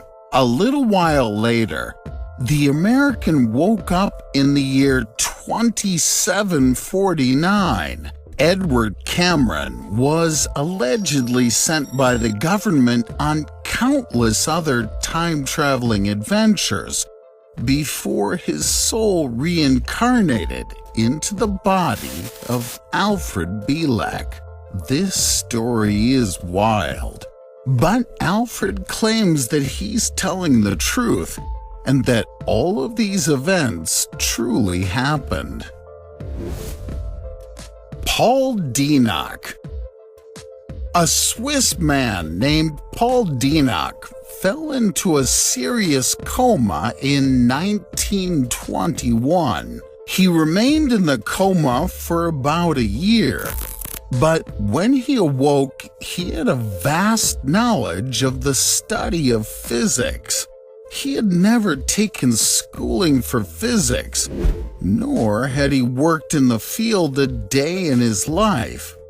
How is it that a seemingly normal man could fall into a coma for a year, then awaken a genius in his newfound field of expertise? Paul claims that when he fell into the coma, his soul was transported into the body of a man named Andrew Northam. Andrew was a physics teacher who lived in the year 3906. He lived a full life as Andrew Northam for a year and learned many events that will soon take place in world history. He says that the world will soon be plagued by overpopulation and famine, as well as climate change. He said that these ideas led many people to break away from the molds of society to form a new spiritual lifestyle. He added that large areas of the world will be destroyed by a future world war, and that the remaining inhabitants of the earth would band together and unite. He concluded his statements by saying that humans will soon be visited by an extraterrestrial race that will help humans continue to survive and thrive, with every resident of the new world having a home and sufficient food, as well as access to endless knowledge. When Paul awoke from his coma and told his story, most of those around him felt as though he was either lying or that all of his claims were simply a dream. Regardless, Paul stuck to his word and found a small following of people who still believe his claims to this day. He passed away 2 years later in 1924. The Man from Taured. The mystery of the Man from Taured has been around since the 1950s. This man appeared in a Japanese airport and was described as a European-looking man who spoke several languages. He claimed to have been from a country known as Taured, and his identification documents confirmed this. Locals couldn't understand what the man was talking about, but he began to grow impatient and explained that Taured had existed for over 1,000 years. He pointed to his country on a map, but was shocked to learn that it was listed as Andorra. Japanese police believed the man was attempting to commit identity fraud, so they arrested him and locked him in a cell. They returned the following morning to continue their interview with him, but he had vanished as quickly as he had arrived. He was never seen again. What should it be today? A trip to ancient Egypt, a detour into the Middle Ages, or a trip into the distant future?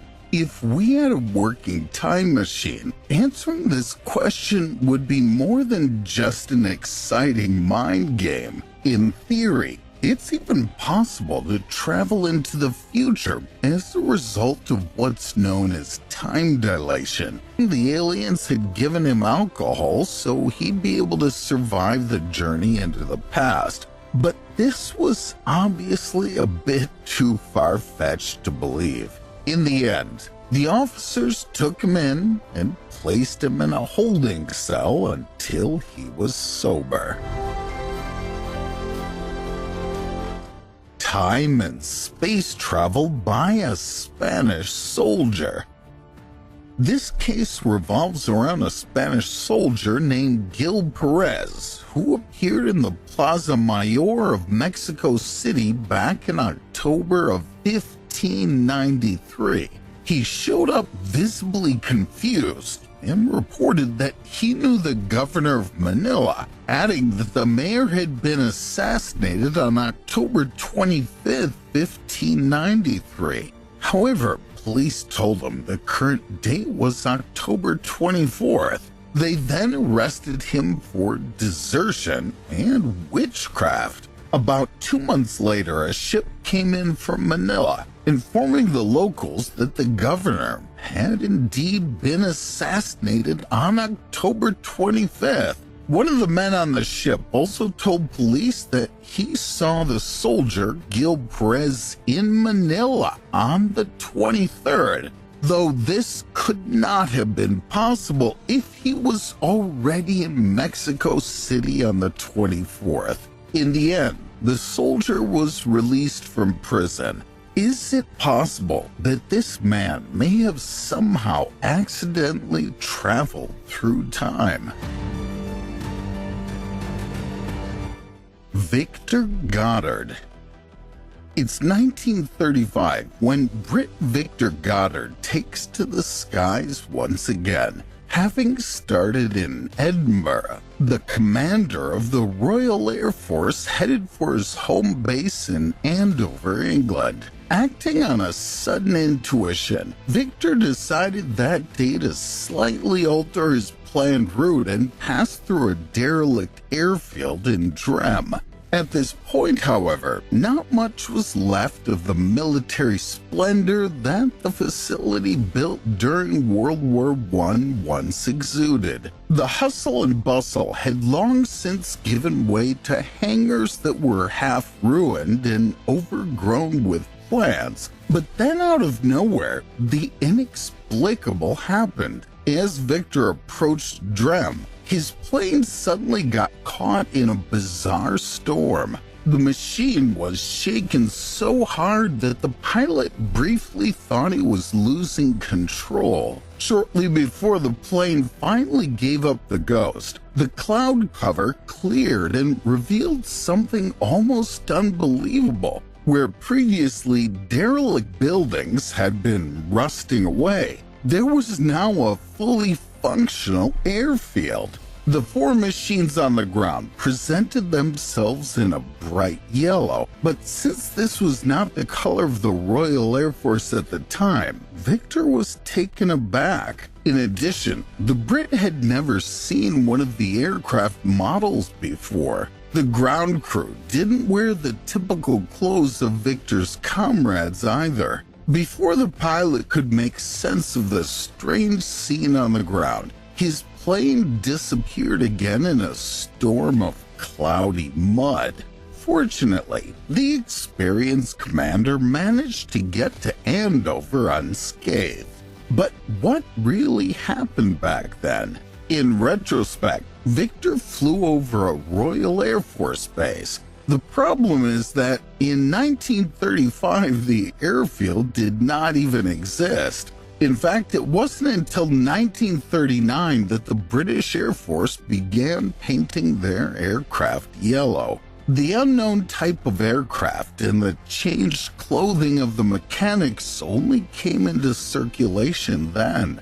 Given the circumstances, Victor was firmly convinced that he had unexpectedly become a time traveler and caught a glimpse of the future. However, the Briton fell on deaf ears in the ranks of his comrades. Many people believe that the pilot made up the story to attract attention.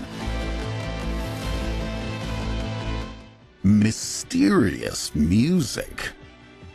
A few years ago, Peruvian doctor Raul Rios Centeno met what was probably the most mysterious patient of his entire career. When the woman visited the practice in Lima, she was in a terrible condition. With her nerves completely at the end, she could no longer move half her body. From a medical point of view, however, this hemiplegia made no sense at all. The computed tomography showed that the patient was physically perfectly healthy. Intrigued by this mysterious case, Centeno was even more amazed when the woman began to tell her bizarre story. Shortly before her mysterious illness, the patient had been camping with friends. In detail, the campsite was located near the Marcahuasi Plateau.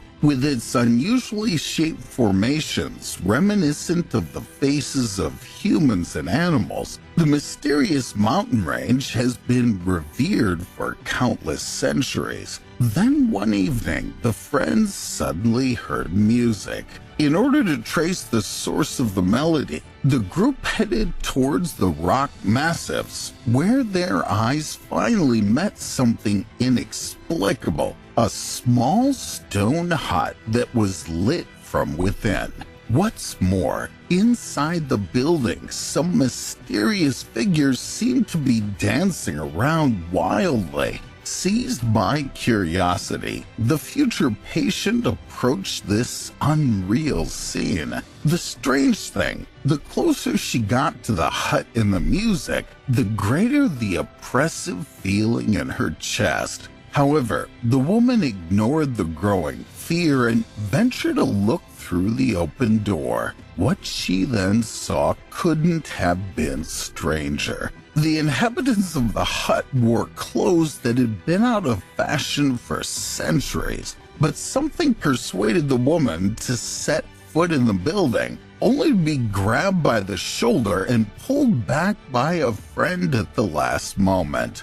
At that very moment, the patient felt a painful twinge in her body, which was followed by severe numbness. Since then, the woman has been unable to move the affected side of her body. Some paranormal experts believe that the woman was about to travel to another dimension. What would have happened if she had actually entered the cabin is uncertain. Other researchers believe the building literally fell out of time. Apart from this time jump theory, the background of this bizarre story is also attributed to extraterrestrial activities.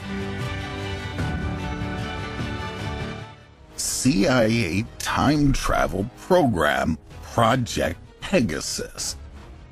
Andrew Basiago claims to be a time traveler as well. He says that he can see both the past and the future, with all of this being made possible due to a CIA time travel program known as Project Pegasus. The project was carried out between 1962 and 1972 and was designed to contact previous presidents, teleport people to Mars, and even maintain relationships with aliens. Allegedly, of course.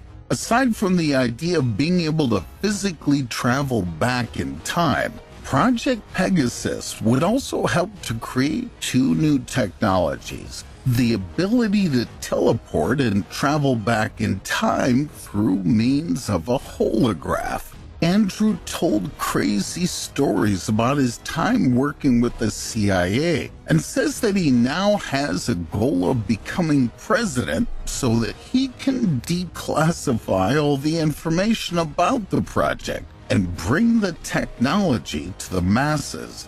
If this were to ever happen, history would be permanently changed forever. But what's particularly scary is that if Andrew's telling the truth, we would never know. Even if the government was able to change the past and impact the future, we would have still grown up blissfully unaware of the changes. Andrew Carson. In 2003, Andrew Carson was arrested by the U.S. Securities and Exchange Commission. He had apparently made about 126 high-risk stock trades and managed to make heaps of money on each of these trades. He invested an initial amount of just $800, but managed to instantly turn that money into $350 million. As a result, he made a 4-hour confession to the SEC and claimed that he was a time traveler from the distant future and that he was able to accurately trade these stocks as a result of looking at future market trends. He says that in exchange for serving a small amount of time in prison, he would release details about the location of Osama bin Laden, a man who had been on the run from the United States for many years. He also claimed to have detailed information about a cure for AIDS. What makes the case of Andrew super strange is that he managed to be temporarily released from prison on bail. However, as soon as he was released, he disappeared and was never seen again. All right, folks, now it's your turn. What do you think of the stories we just brought to you? Is it actually the result of time travel, or can the incidents be explained differently? Wouldn't it be awesome to be able to travel to any part of Earth's history at your whim? On such a unique kind of sightseeing tour, we could, for example, observe the gigantic dinosaurs or the construction of the ancient pyramids up close. As exciting as this idea is, it comes with a huge catch. Such time travel, especially into the past, is simply impossible according to our current knowledge. An even bigger problem pops up if you overlook this theory. How would you get back after traveling so far into the past?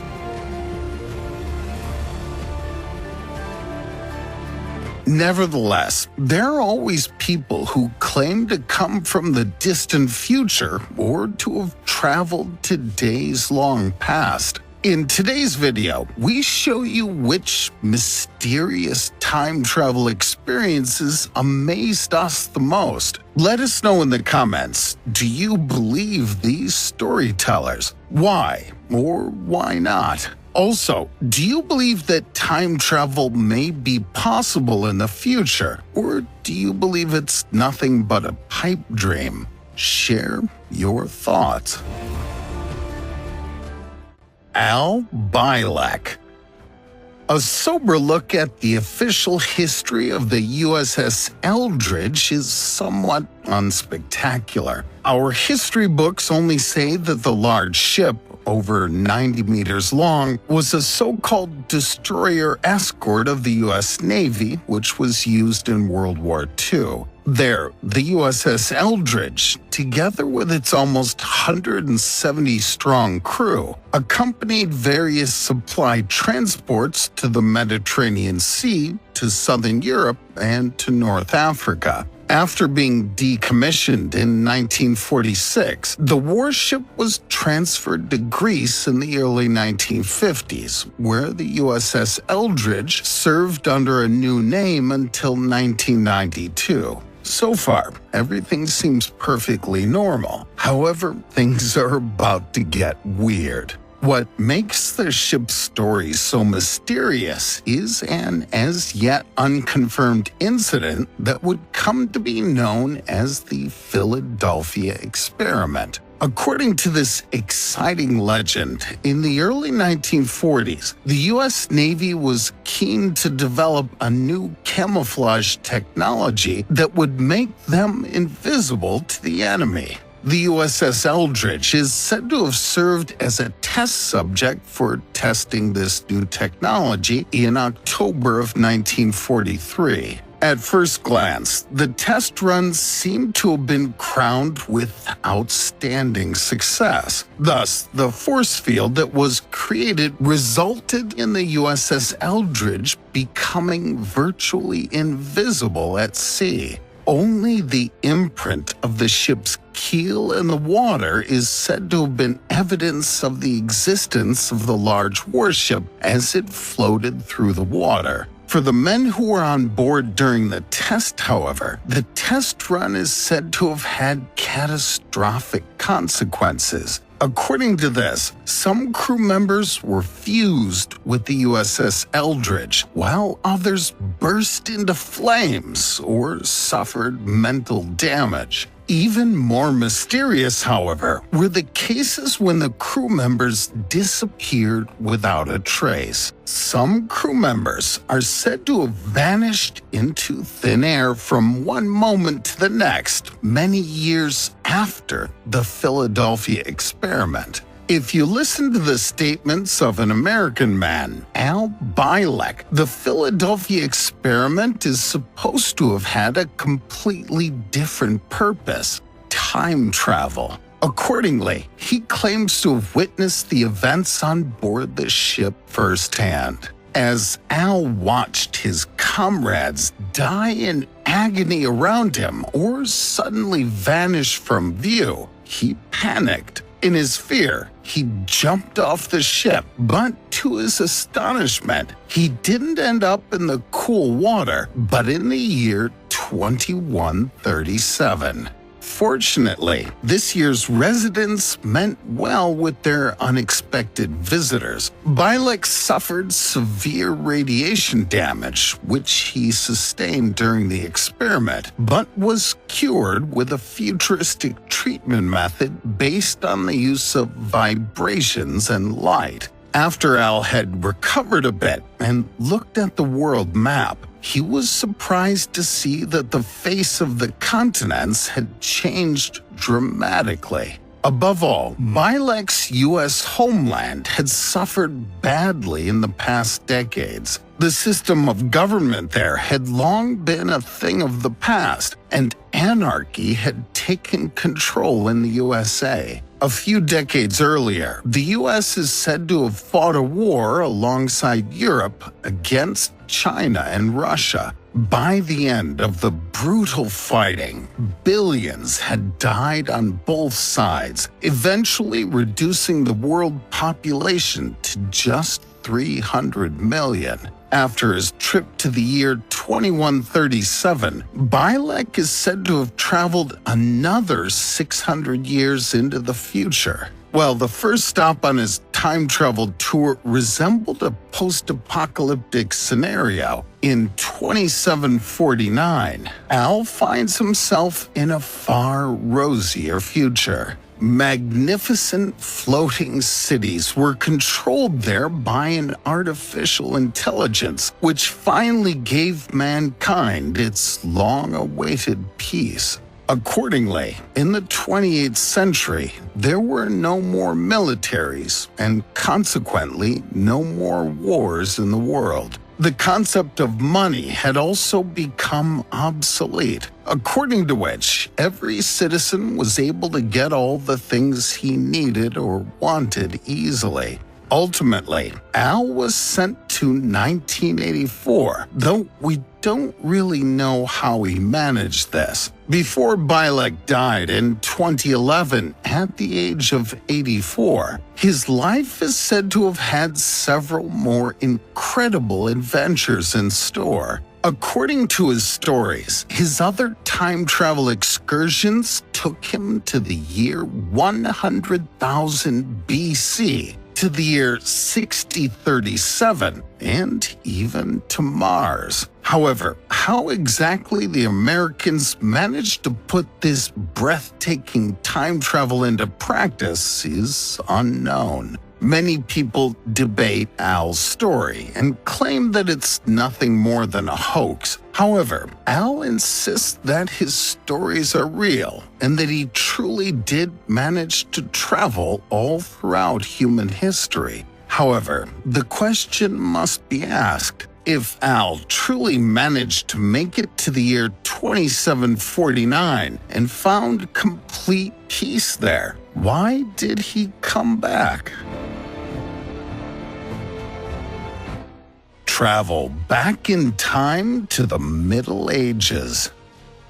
On January 2nd, 1950, a woman known only as Miss Smith just wanted to have a good time with her friends. So she attended a party in the Scottish town of Brecon, where she sipped a few cocktails with her acquaintances. When the young woman finally drove home, she noticed with great concern that the weather and road conditions were steadily deteriorating. As the sleet intensified, the woman's vehicle eventually skidded across the ice before going off the road and into a ditch. To her own relief, Miss Smith was not injured in the incident. However, since the streets were deserted, she had no choice but to walk home. When the Scottish woman finally arrived at her hometown, she saw something completely unbelievable. Instead of wearing period-correct clothing,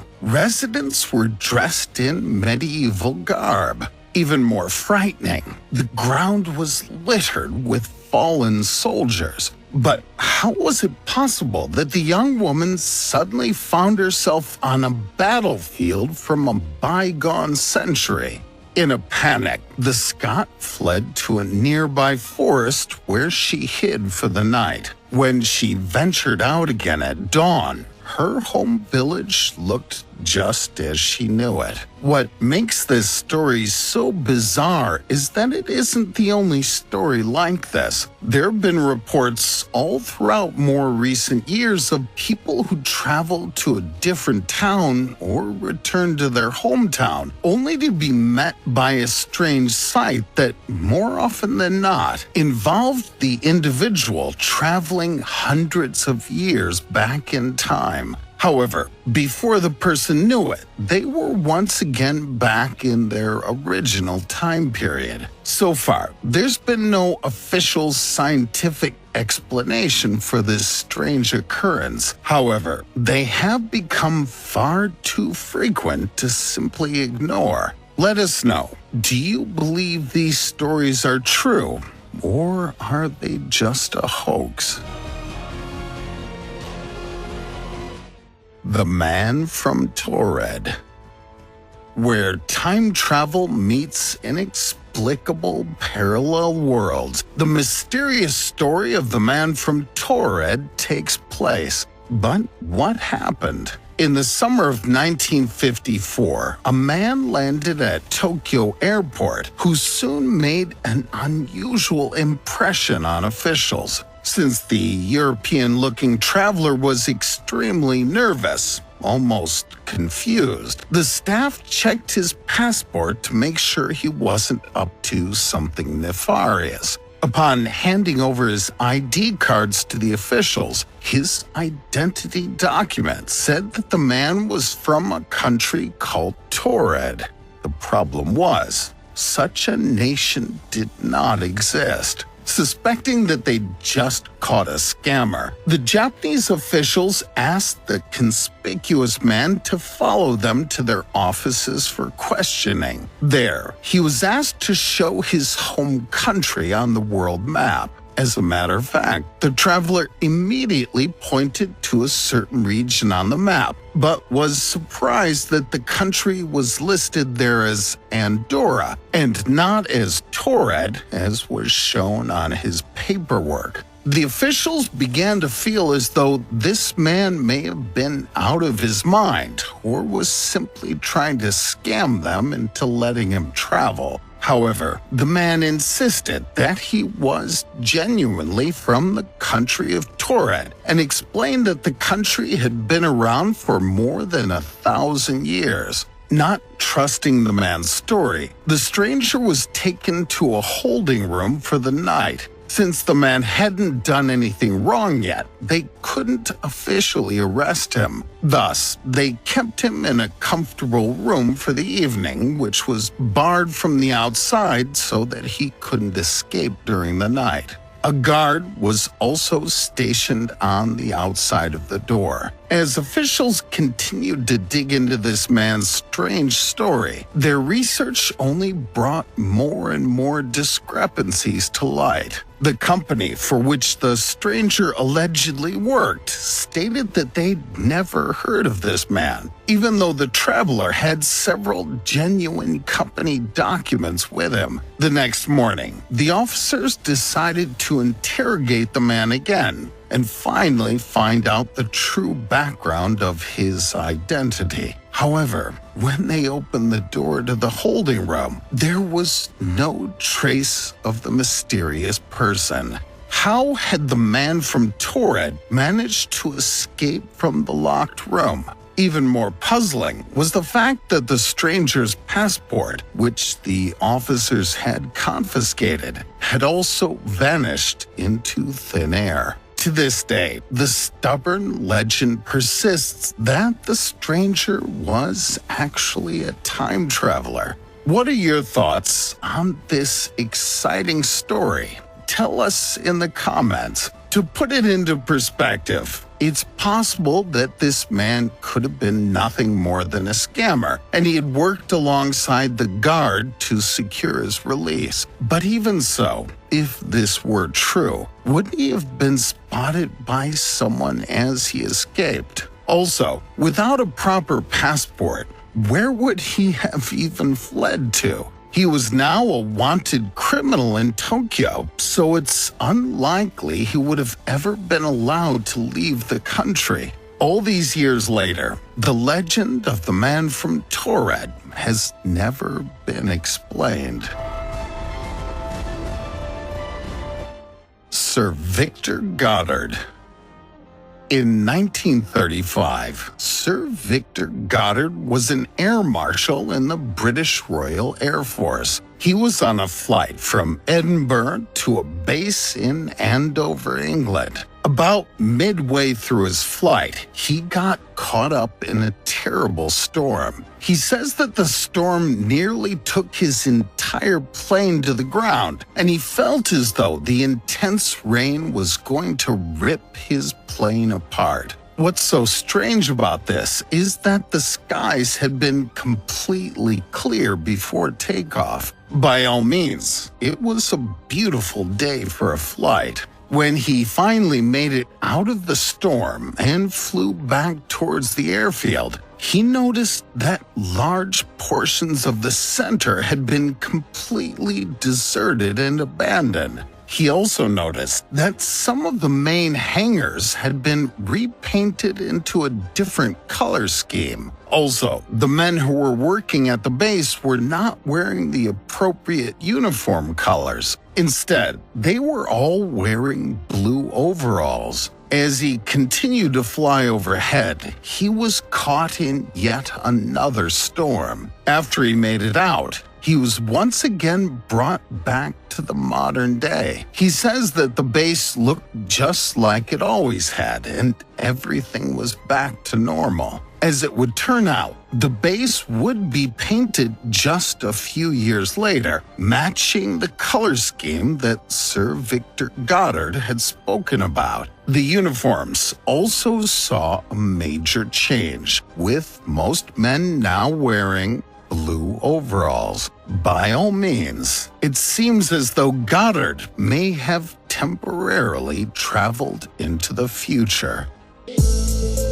An American man named Al Bielek claims to have traveled through time to the year 2749. He says he lived in the future for about 2 years before returning to his current time. This may sound like the plot to a Hollywood blockbuster film. Yeah, how does the time travel work? Please. But Al claims that this really happened to him. Al claims that due to his travels, he knows what fate awaits our planet in the coming years. A man on a mission. Al Bielek is a very interesting man. He claims that not once, not twice, but 3 times he traveled through time. One experience took him to the year 2749.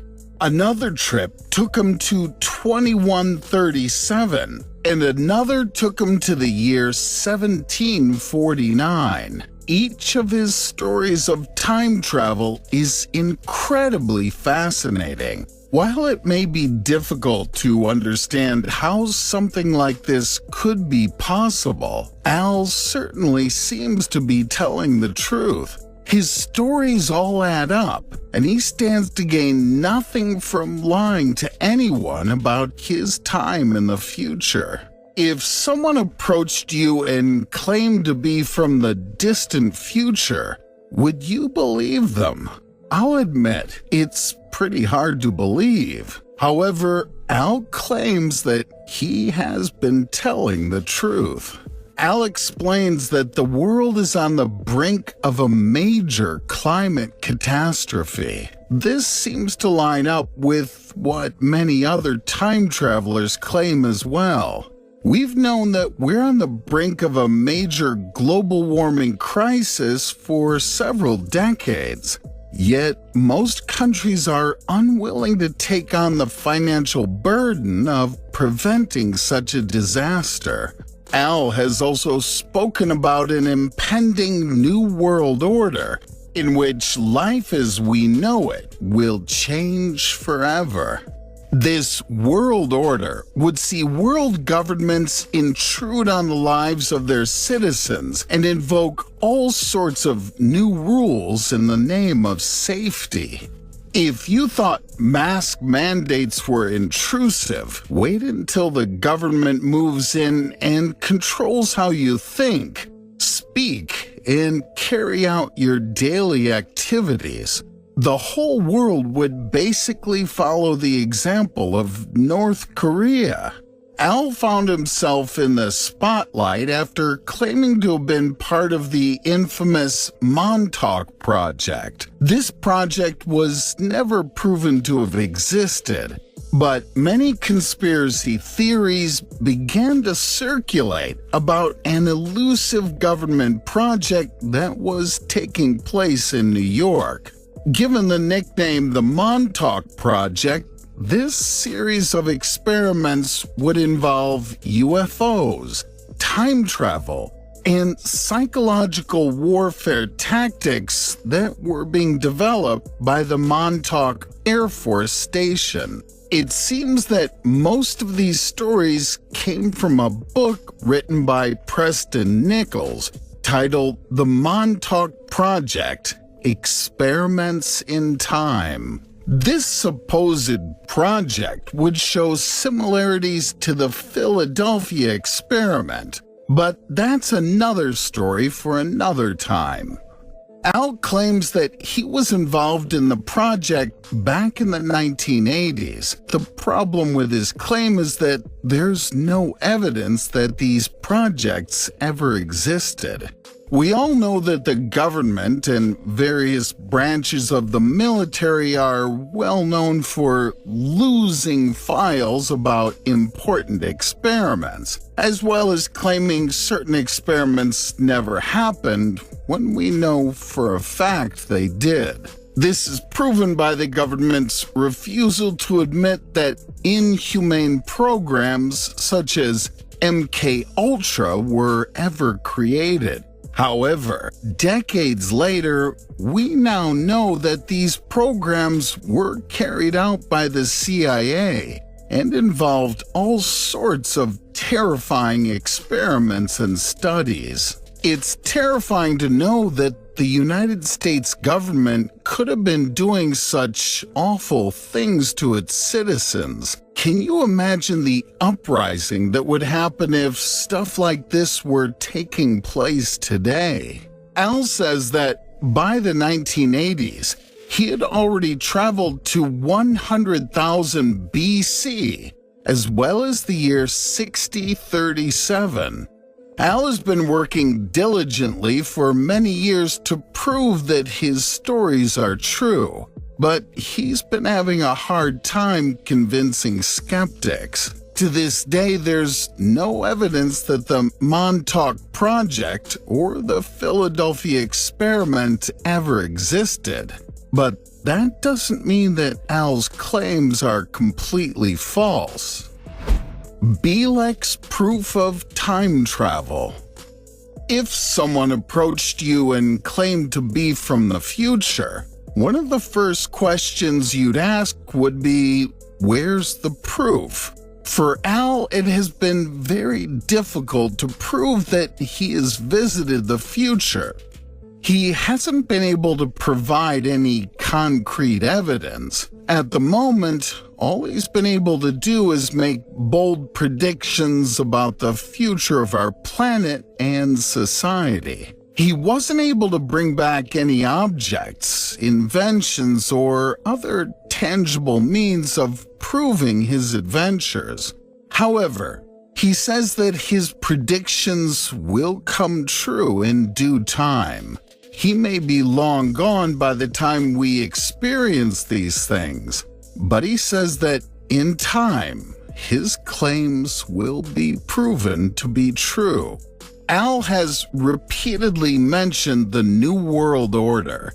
He says that many years in the future, most governments will begin to collapse. He says that military troops will then begin to replace these governments so that they can directly enforce their agenda, rather than having to take their beliefs and rules through various political voting systems. This would allow the military to have complete control over citizens. If a person disobeys or refuses to follow their belief system, they would most likely be met with deadly consequences. A world without free will is no world I want to live in. If this turns out to be true, can we just stop the world from turning for a few moments? Because I want off this ride. Al says that the military's replacement of the government would only be the first step in this new world order. As the military begins to expand its power, they would begin testing out all sorts of new devices and experiments. He claims that one of these experiments will lead to a global catastrophe that will permanently change the climate of our planet. This damage would most likely be irreversible, meaning we would never be able to return to the way that our lives once were. It's the infamous "don't let the cat out of the bag" scenario. Cat's out of the bag. The cat's out of the bag. You're gonna need to let the cat out of the bag, Finch. Once the cat escapes, he's gone forever. You can't put him back. If we end up in the midst of a nuclear disaster, it would be no different. If an explosion causes mass hysteria and alters our climate, there would most likely be no way to repair the damage, leading to mass human extinction. Al continues by saying that many countries would lose their national borders as well. As militaries begin to take control, borders will dissolve, and the world will become like one large country under a single political power. Free will would be an idea of the past. To top this off, Al also claims that earthquakes will begin to alter the way our countries are shaped, leading states like California to nearly be wiped off the map. He says that there will hardly be anything left between San Diego and San Francisco. Beaches would slowly shift inland, and only cities that are located at higher elevations would be able to survive. If you're truly worried about a situation like this playing out, moving north to a mountainous area may not be a bad idea. Alaska, here I come. Disasters are said to wipe out major areas of Texas, with only Dallas remaining on the map. The Mississippi River would also begin to widen, reaching a total of about 200 kilometers wide. The East Coast would also suffer heavy losses, likely due to hurricanes and other natural disasters. Areas of Europe would also be affected, with the majority of the continent being lost. Only a few areas of Scotland and the Highlands would remain. Switzerland would be swallowed by water, and mountains would be the only remaining areas that Europeans could live. Al claims that as a result of this, only about 300 million people would remain in the world. Everyone else would lose their lives. Will there be a major climate catastrophe in 2025? Al says that he learned all of these things while he lived in the year 2137 for about 6 weeks. He says that all of this information was given to him secondhand, and that he could not remember the exact year that these events would take place.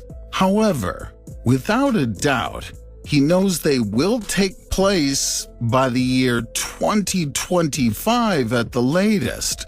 He also says that while the climate will be changing dramatically, the Third World War will be imminent. This would cause even more people to lose their lives and likely wipe out several countries, as well as tens of millions of people. However, Al made some seriously bizarre predictions about the future. He says that the year 2749 will change everything for humanity. By that time, he says that there will be beautiful cities that are floating in the air. Anti-gravity technology has been invented that will allow us to safely live in the clouds, far away from the toxins that are now overrunning the Earth. This technology would allow cities to move across the world anytime they choose, helping us to avoid further natural disasters. He says that militaries no longer exist, and the entire world is governed by a computer system. These computers will help us make good decisions for the future of humanity and avoid war, famine, and conflict. To make things even better, there will be no jobs, banks, or any need to work. Computers take care of all the work for us and keep our world at its best. Humans can relax while robots and AI take care of all the daily activities. This may sound like a pipe dream, but it sounds like paradise to me. If this is what the future holds, somebody grab me a time machine because I'm in. The problem with Al's predictions. Even though Al's predictions sound incredible, he began to backtrack his steps when he was pressed for further information. Al claimed that the world would be in the midst of a Third World War by the years 2003 or 2004. These years came and went, and a Third World War never broke out, though admittedly, it almost happened several times. When asked to explain his error, Al simply said that the world is made up of many alternate timelines. Truth be told, he didn't know what timeline he was in. This lends to the multiverse theory, in which every action can lead to a different timeline of events. If you're a fan of Rick and Morty, this is probably making perfect sense to you. Aren't time capsules fascinating? As most of you surely know, the sealed vessels serve the purpose of freezing time for a brief moment. If a person in the distant future comes across the everyday objects locked in the capsule, they can authentically understand how life played out in days long past.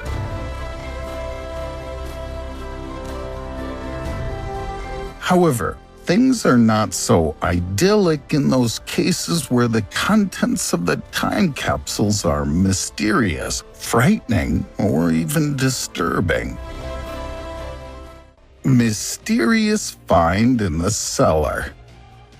Nowhere else do we feel as relaxed and safe as in our own four walls. This is mainly because we can behave the way we want at home without caring what anyone else thinks of us. But familiarity with your own home also plays a major role. So we should all know our apartment or house inside out, right?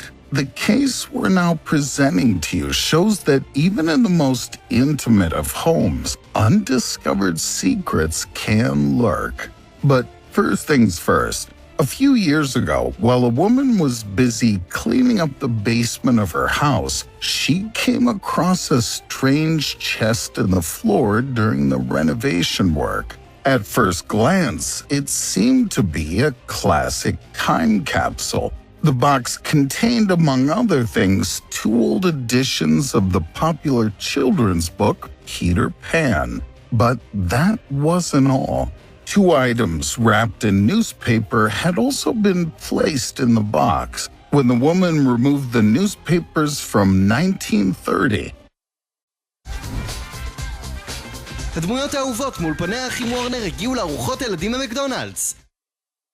she couldn't believe her eyes, because instead of conventional everyday objects or coins, the mummified corpses of 2 infants were slumbering under the paper. The investigations that the surprised finder then made brought the sad background of this chilling discovery to light. It was thus determined that the box had belonged to a certain Janet Berry.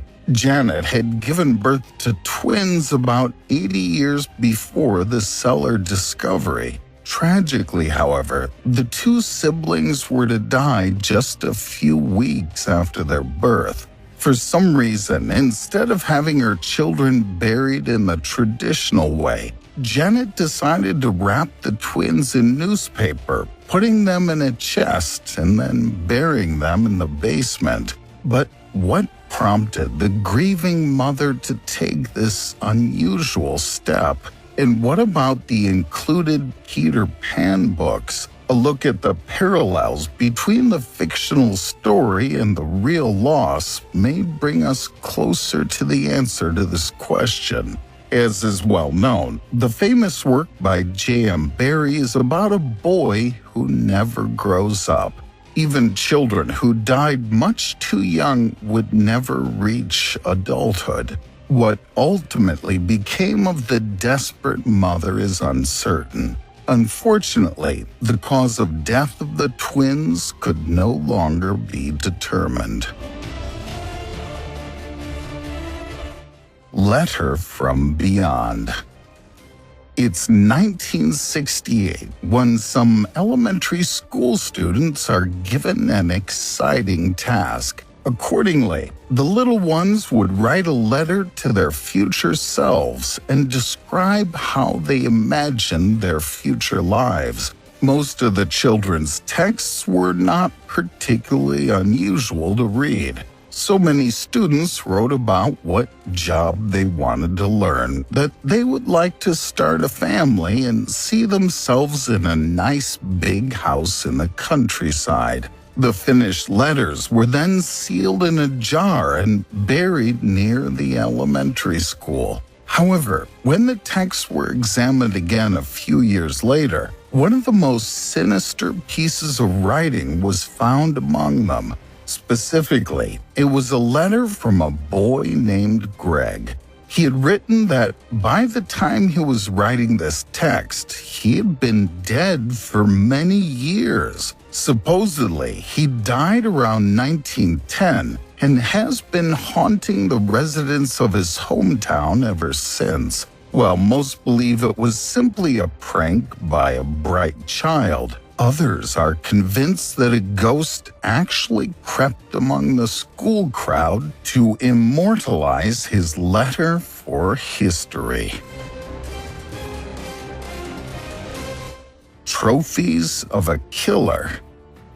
The fact that people equipped with metal detectors set out to look for small treasures outside is in and of itself nothing special. However, the fact that the hobby treasure hunters come across disturbing time capsules during their trips does seem particularly interesting.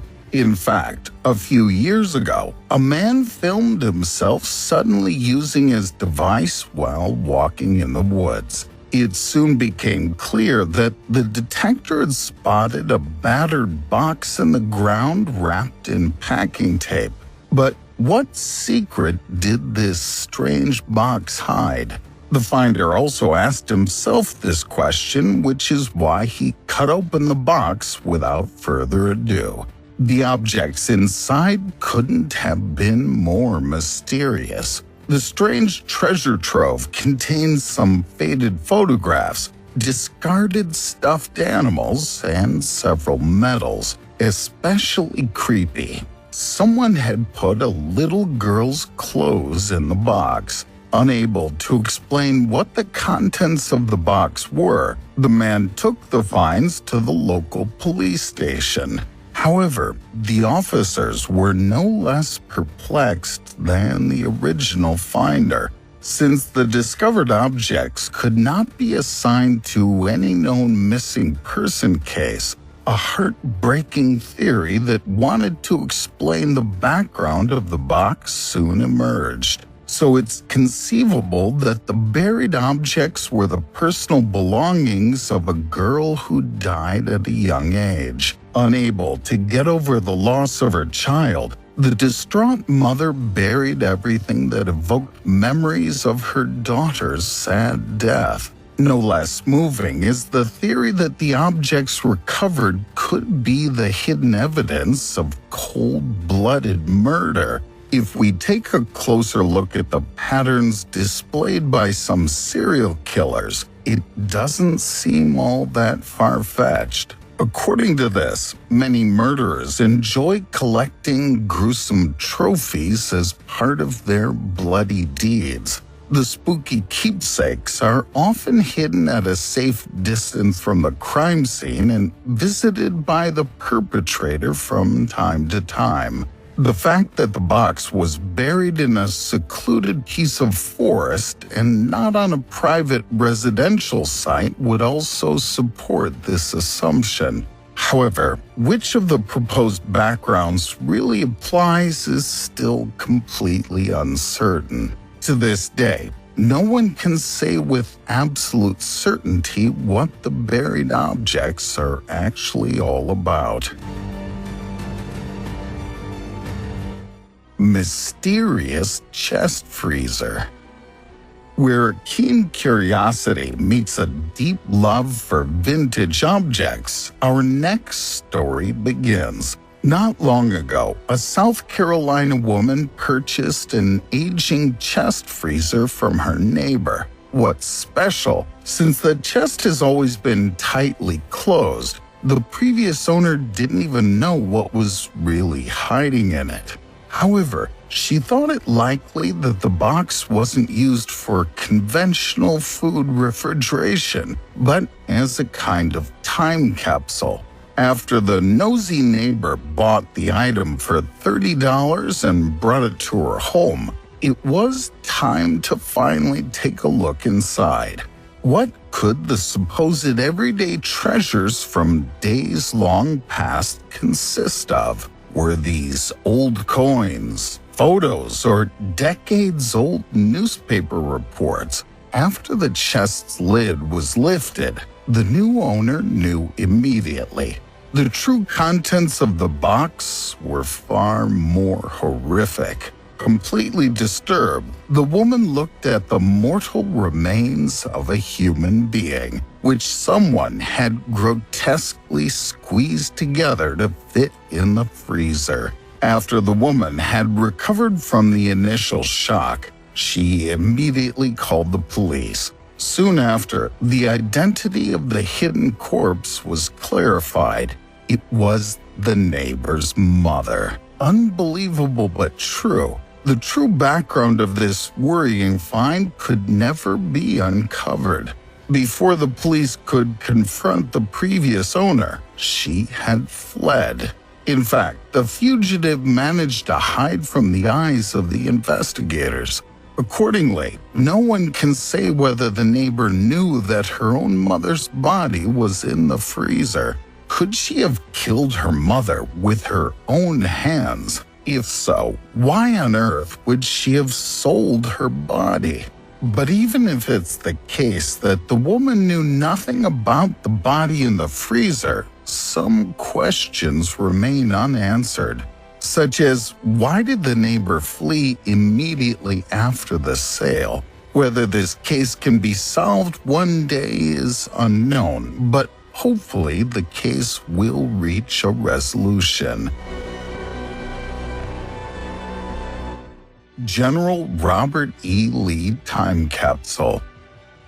Back in December of 2021, a team of city officials in Richmond, Virginia made the difficult decision to remove a statue that had stood in the center of the city for more than 100 years. The statue was a depiction of General Robert E. Lee. However, although a large statue had been built to honor this fallen veteran, not everyone was happy to see that his life was being celebrated. For many years, the works of Robert E. Lee have been highly contested by historians.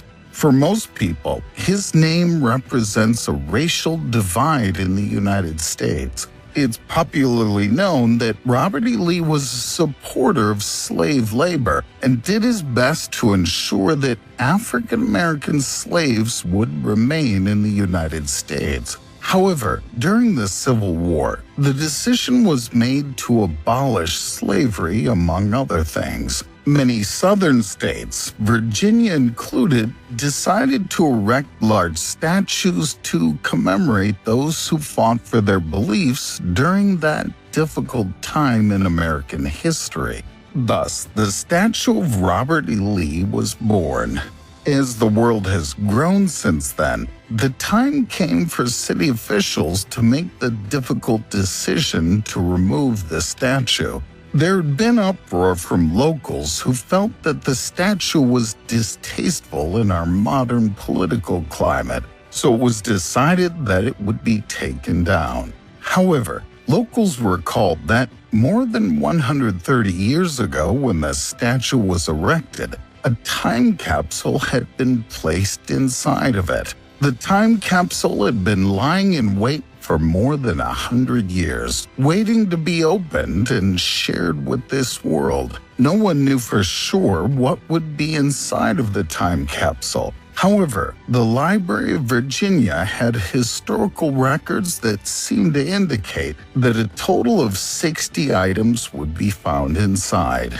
Though after experts located the capsule and began to uncover it, they realized that something was wrong. It appeared as though the time capsule had been tampered with at some point prior to its most recent opening.